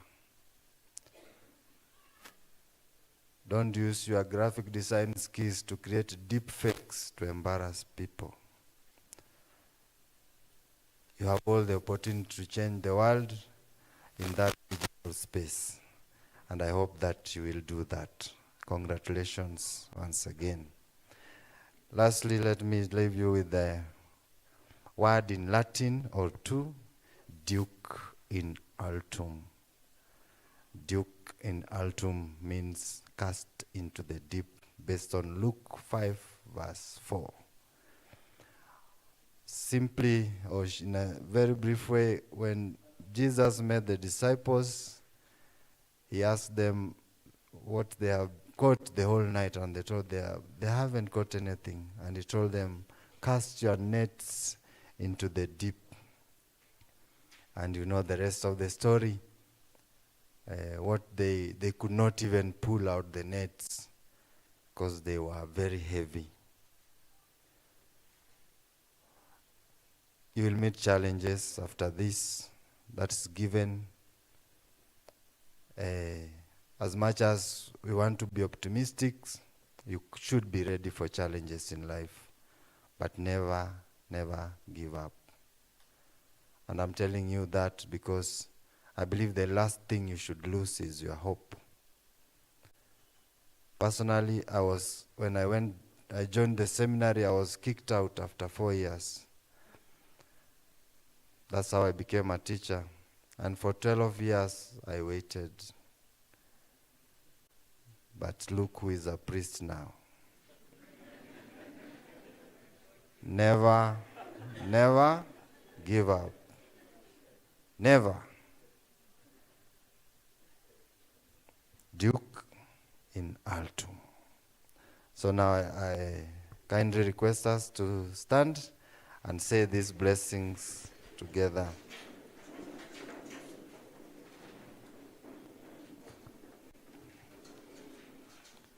Let us unite our hearts in prayer and entrust to the hands of the Lord those who will graduate, those who have graduated today. May God who began this good work in you carry it through to completion, enabling you to use your talents to the fullest.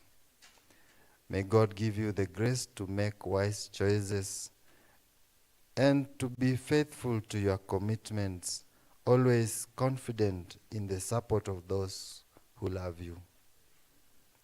May God bless you with discomfort at easy answers, half-truths, and superficial relationships, so that you will live deep within your heart. May God bless you with anger at injustice, oppression, and exploitation of people, so that you work for justice, equality, and peace. May God bless you with tears to shed for those who suffer from pain, rejection, starvation, and war, so that you reach out your hand to comfort them and change their pain into joy. May God bless you with foolishness to think that you can make a difference in the world, so that you will do the things which others tell you cannot be done. May your integrity be a gift to the world, and may the Spirit of God be with you always. Good and loving God, we thank you for the completion of this academic year, and especially for these graduates. Short though it may have been, they play a part in their lives. We are grateful for your guidance and love as we shared in this important day. Please bless and guide our graduates as they reach this end and as they chart new beginnings. May what they have learned by being here allow them to be truly women and men for others.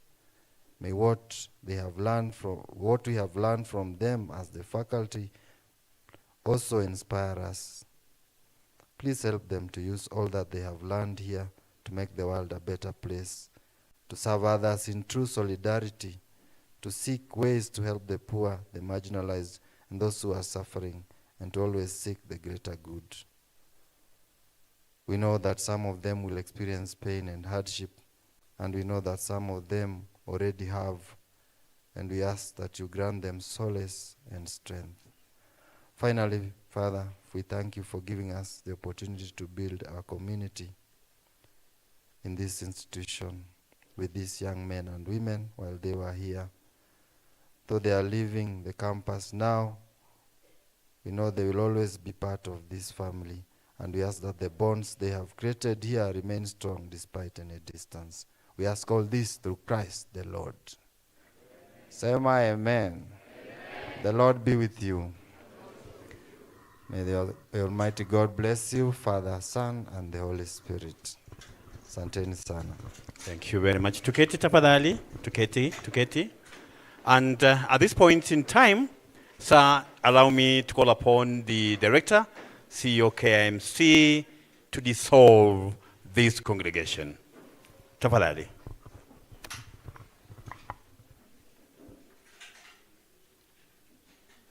In accordance with the powers conferred upon me by the Kenya Institute of Mass Communication, Legal Notice number 197 of 2011, I hereby declare this assembly of awarding the various diplomas and certificates dissolved.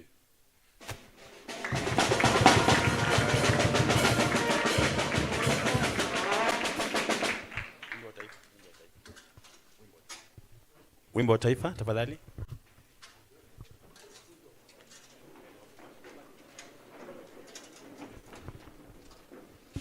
Wimbo wa taifa tafadhali, beti moja.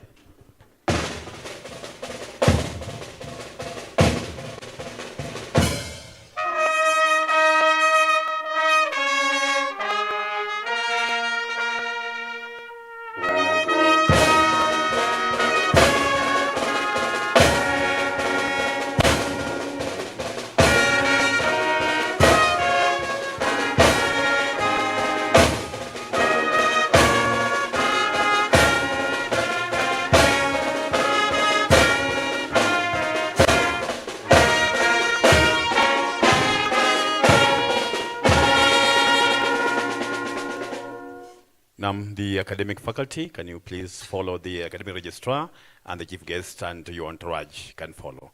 Our graduates, be seated.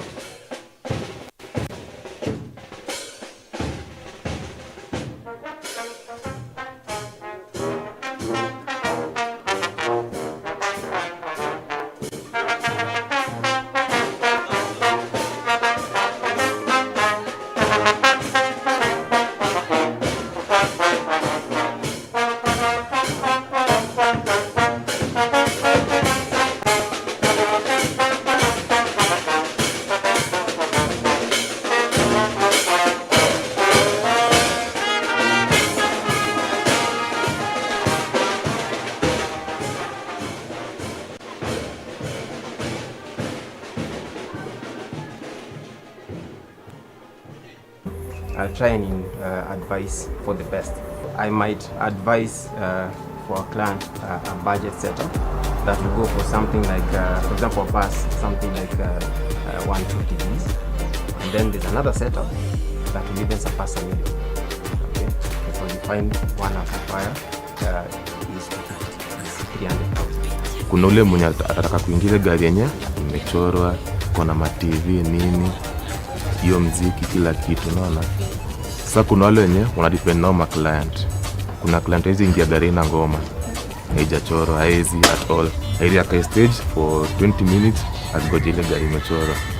It's all about reference, because if it's filmed, I'll board because of time. So I'll get into the filmed one because I'll be able to get to town or wherever I'm going faster. Sisi wa Kenya tuko na culture fulani. Ukiona duka ya kuuza nguo, nguo si zinauzwa ndani, lakini si utazichora hapo nje. Si ni kweli? Duka ya M-Pesa ni green, tutaandika M-Pesa, withdraw, deposit. Si ni kweli? Si wa Kenya tunapenda ku advertise whatever we do. Culture yani ni habit ya wa Kenya tu. Kitu lazima ikuwe mzuri ndio utapanda. Matatu zinaweza kuwa na the same number plate, labda zinachana na namba 2, zote ni mpya, moja ina ngoma, moja ina ngoma. Moja iko na graffiti, moja ina graffiti. Na si ati hazitafika the same place, the same time, lakini watu wataja kwa ile moja imechoro. Reason we don't know. Kila mtu atakuwa na matatu iko na imepimpiwa, because mentality itakufikisha haraka. Si kweli? It's the mood. It's not even about traveling. It's not even about riding, because Kenyans are always on the move. That's why Matatu, transport is a very big industry. Matatu, boda, Kenyans are always in the move. So it's how you move. Okay? Kama ni asubuhi nataka nifike haraka, najua kuna traits ambazo ziko hivi na manyango. Wana itafuata jambo. Ndio. Na nitakulishwa muziki. Na mimi napenda ngoma. Siko sawa. Wote ndio ndafika kwa haraka na kwa niko fresh, niko fit. Si ati nimepanda linga, nimelala, naona yani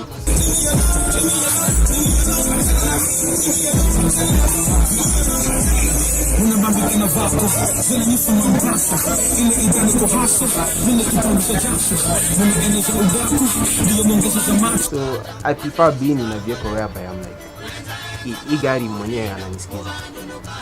Hata wenye wanaendesha gari kama na feel na vibe now. Unapata some scenarios watu wanashuka gari and wanaambia conductor mazima tukua kwa. Anaambia dere hiyo playlist iko fit. Yeah.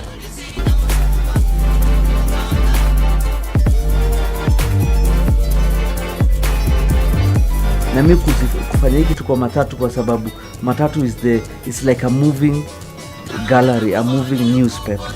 Umeona? Unajua graffiti is an abstract art. Kitu unafanya tu. Hata siku hizi ndio unaona watu wameanza kuweka mapicha mingi, because kitambo wakati tukianza nilikuwa naikaga labda picha moja tu nyuma, the rest of the car ni graffiti au abstract paint ina yani paint effects na all that, because that's part of graffiti. Graffiti is to create something, yani ile kitu normal ikue kitu tu normal unaifanya na kuwa abnormal, but inakuwa in a good way, unaona. But now unajua pia vile matatu zimekuwa ziki-evolve, alafu kuna young people wale nimetrain, kila mtu anakuja na creativity yake, but what wana come from the one thing, the graffiti part, so they are bringing their own creativity ikichange. Na unajua you young people, your mind are very creative, na hiyo ndio reason me train vijana wengi, because sahi mimi mwenyewe nimefanya kitu for many years. Mimi mwenyewe sisifanyi sana. Sasa I let my students na the young people waangalie kitu tulifanya and they create their own thing. Unaona, sasa hii Matatu imeevolve, alafu sasa hii life vile naenda, technology every single day ina change. So we don't know, maybe after 10 years unaweza pata Matatu imejengwa na glass gari mzima. Because nothing is impossible.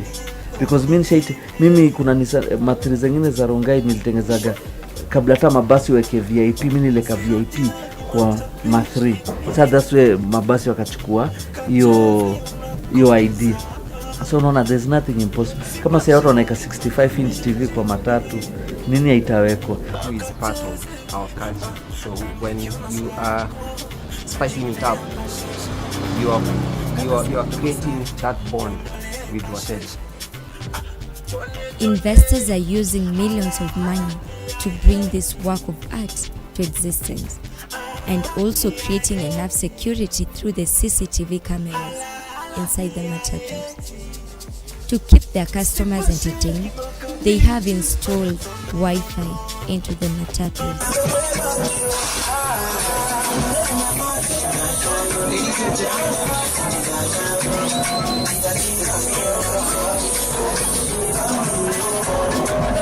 Umeona, sasa ina depend na what you want, the quality you want, na the presentation pia unataka, because kuna rangi zingine pia expensive. Unaweza piga gari tu plain color, rangi kule 200,000.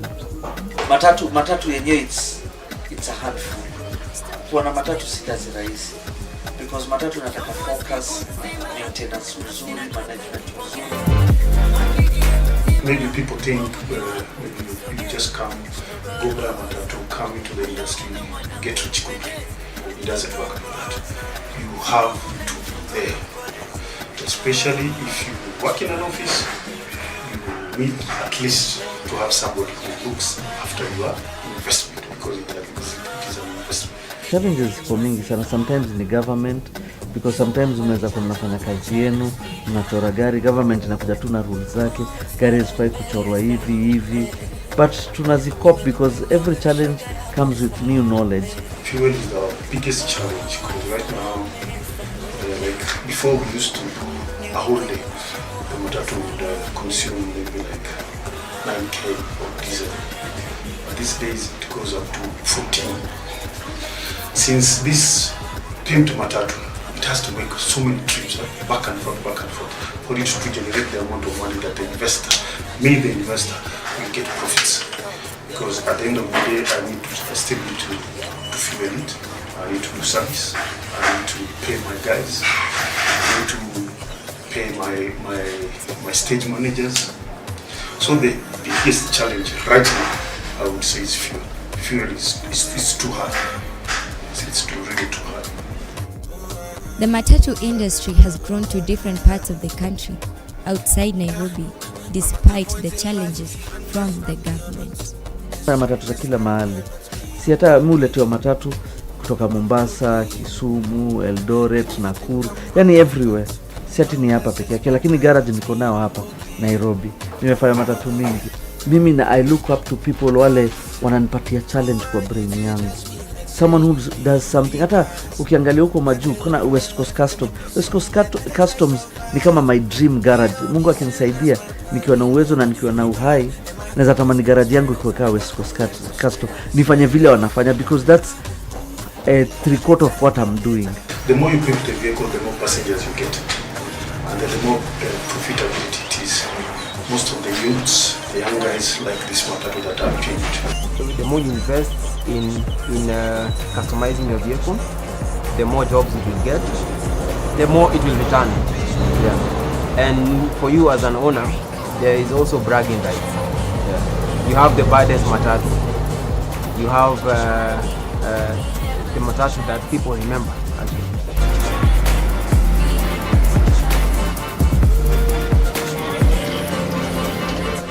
Feed the Matatus with CCTV cameras, so if anything happens, any muggings inside the Matatu, we are well known of everything that is happening inside. We have generated a lot of economy since the Matatus. Whenever people want to go camping, whenever want to go visit the Masai Mara. So people kind of lease the vehicles, and then we usually go with them. They come back, we get profits from them, and it really helps us since we are investors in this industry. We are known because of Matatus being pure. Matatu fit mangani, zinaitwa mangani. Kama saa hii kwa ile Nganya Awards, kama Nganya Awards ilikuwa matatu yetu ndio opposite. Ukiingia hata wewe mwenyewe kwa hiyo dinga, mwenyewe unasikia uko kwa dinga. Songa nyuma.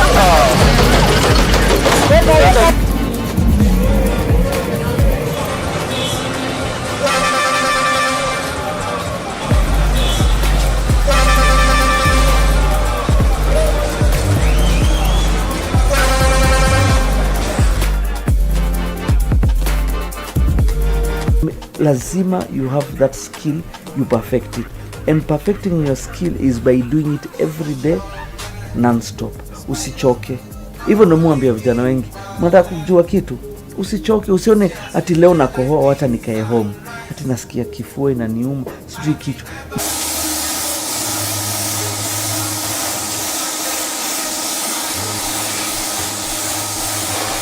You want to be someone in life, lazima work hard, you master your skill na usiwahi choka. The Matatu culture continues to express our African Kenyan culture to the world and the beauty of entertainment.